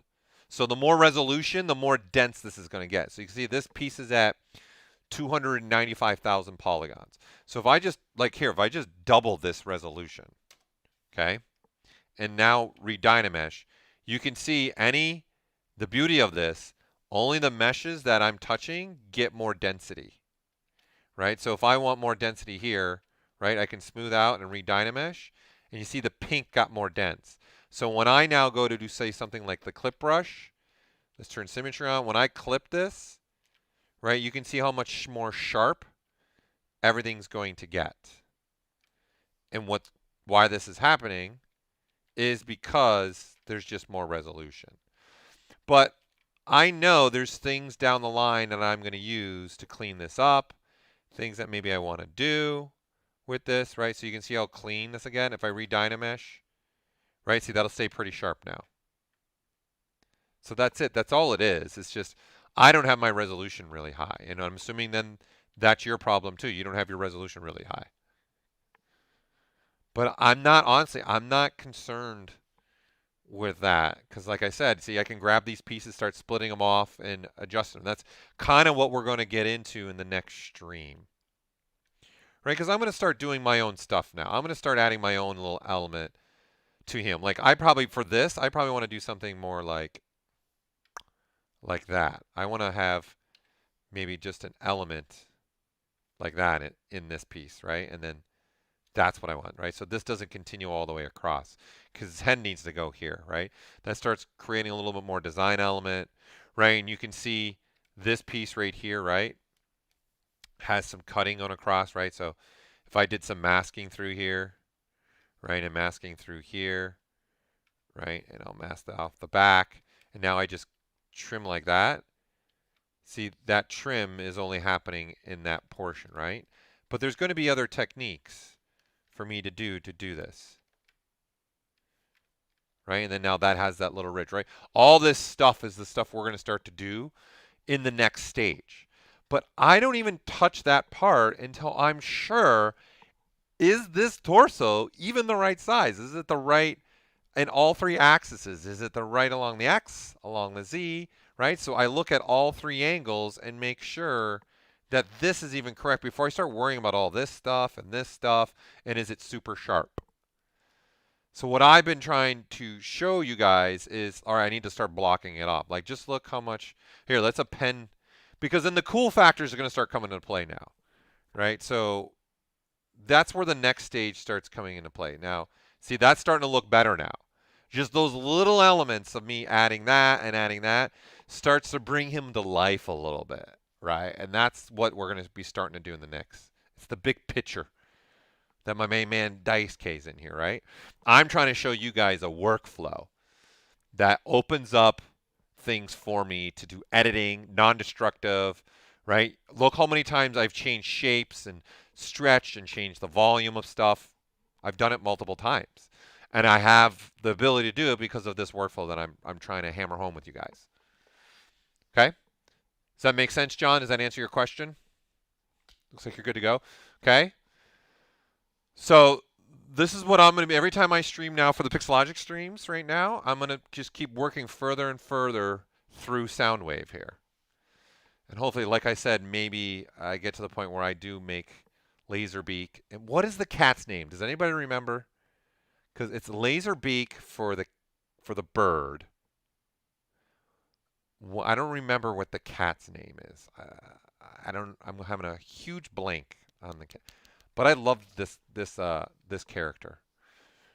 Right, there's just so much more that we're going to be able to do here, right? I'm going to keep adding elements through here, right? Even taking something like this, I'm probably going to, just to give you ideas for the next stream. Most likely I'll be streaming next Friday, since someone asked. Okay, I'm going to add like a cube in here, and I like what they did right there, so I'm going to add I'm going to put that element in mine probably. Saving, and we're saving, right? And put a little bit, maybe something like that. I like doing this stuff when I do hard surface elements. It just adds the eye. It creates a little bit of break in the eye. It starts creating a little bit different, like of a silhouette when you're looking from all forms. So I'll probably start doing stuff like this. See, they've got like a grid there, right? They've got something like a vent. So actually, the perfect vent is actually right in here. This brush. I've already made a vent years ago that would probably here's a vent, right? So then I would say, oh, let's put this vent right here, right? All this stuff is later stages, right? But you can start seeing the cool factor will starting to come into play here as we start moving along here. What's a cassette?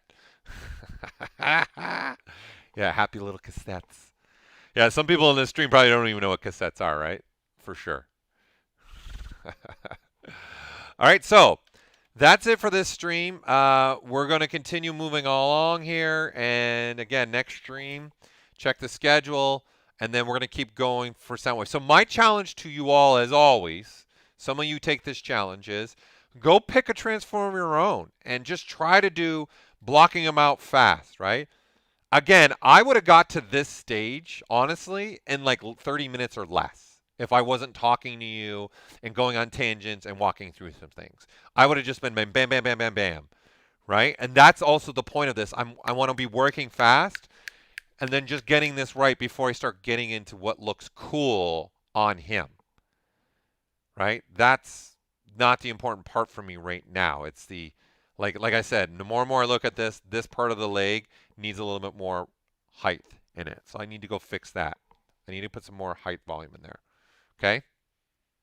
So if you guys want to, you want this challenge, you want to start doing something like this. Obviously, some of you have done this in the past. Okay? So let me adjust my monitor a little bit here. Okay, get more of my keyboard available.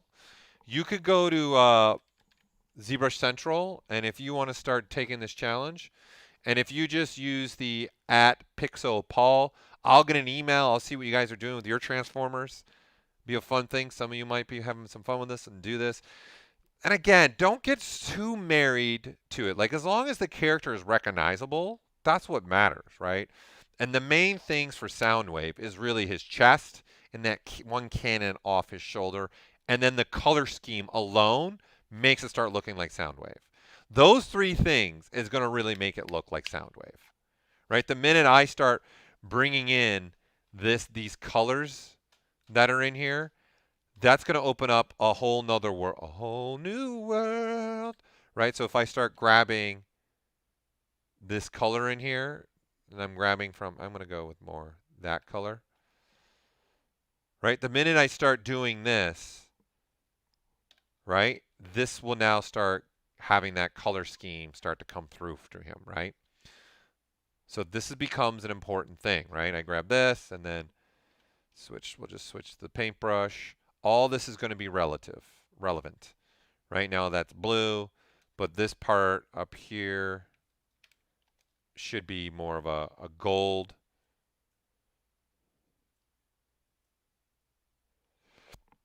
And then fill that, bring it back, right, and turn one of them off, right? So you see all this that starts to happen, we'll start bringing him to life, right? And then this piece down here, right? This needs a silver, that needs a silver. So just the sheer color scheme of him is going to make it look more like Soundwave as well. Okay, so don't forget about that, because I'm going to do that as well. I'm going to be rendering them out.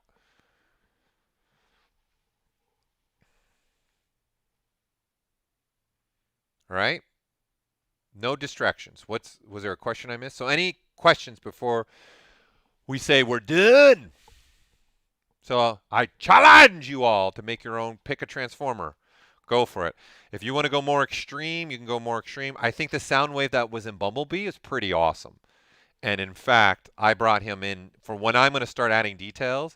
I'm going to start pulling a little bit of that Bumblebee, right? Because that Bumblebee's got So here's I mean that Soundwave's got a different one, but here is the one that's from the movie Bumblebee, right? They went, right? They did not. They very much veered away, right, from the normal one. Like, look at all this stuff that's happening in here, right? None of that's happening on the original guy. None of it, right? But that still looks like Soundwave. Like, look at the thighs, right? They separated and made plating, right? And I might pull a little bit of something like this into mine as well, right? Look at the head. There's a lot more going on there. And like, I like this right here. Like this kind of stuff I like. Break stuff up. Okay? So, again, the character's the character. It's going to look like the character, right? As long as you're staying true to the main parts of him, which for me is that cannon, his chest plate, and the play rewind buttons in here, right? And then his color scheme. That's going to immediately, people that know Transformers are going to, oh, that looks like Soundwave. Right? So remember that. Okay? Is there any other questions that we have? The cat is ravaged. Thank you. God, like, why couldn't I remember that? Thank you. Because if I go crazy with this, I might do a series of these, and I might pick like 5 Transformers that I really like growing up, and maybe make them in ZBrush. But I'm gonna stay more true to the 80s that I grew up with, and adding a little bit of my flavor into it. All right, so no more questions from anybody. It looks like everyone's good. Right, there's nothing else out there. So thank you for watching. Again, keep an eye on our channel. So let me go to it. So because somebody was asking, well, when's the next live one? So let me show you guys the website. Obviously, some of you probably are on this page right now watching this on our ZBrushLive.com. So let me bring this over. Okay, so you can see there's the stream. There's a calendar right here. Right, and you can see what the next set of streamers are going to be. So you can see it in this form. You can look in a calendar form here, right? So I usually stream every Friday. So the 16th, I think I'm good to go. I should be able to stream next Friday. So we're going to add that to the schedule. The benefit of this, everybody, is if you want to be reminded, you can click on any one of these streams, and there's a remind me button that you'll get emailed within 24 hours to remind you in an email, hey, the stream from Steven Anderson's coming up, right? So that streams in 6 days, 18 hours, 29 minutes, if you really want to count down. Right? We might be able to get in some game res stuff. Hard surface is more easy than organic, I think, for game res. Because it's blocky. It doesn't have to, like, his chest only moves like this or like this. It doesn't have any like this when I'm doing with my fingers. Like there's bendings, slight bend, or like my arms has this kind of like, and then there's muscle form changing. Like a hard surface doesn't have that. So it's a little bit easier. So again, go to ZBrushLive.com. You can come to the calendar and see any upcoming streams that are coming up. Here, my Dice K's in here right now. He's a member of Pixologic, so he streams every Thursday. So there's another person you guys can come and watch. I like looking at the calendar because I can go through the days. Wherever there's a red dot, that stream's happening. So you can see right now there's nothing happening on the 14th. Okay, so that should answer that question for you all. All right, so this will be just a Transformer series, and I'm starting with Soundwave, all in ZBrush. Okay, any other questions before we call the stream? Dice K, thanks for joining us and jumping in the chat and answering things for everybody. If no one's got anything else, that's it for me. I'll see you next Friday. Same Transformer time, same Transformer day. All right, so again, this is Paul Gaboury for ZBrush Live through Pixologic, and I'm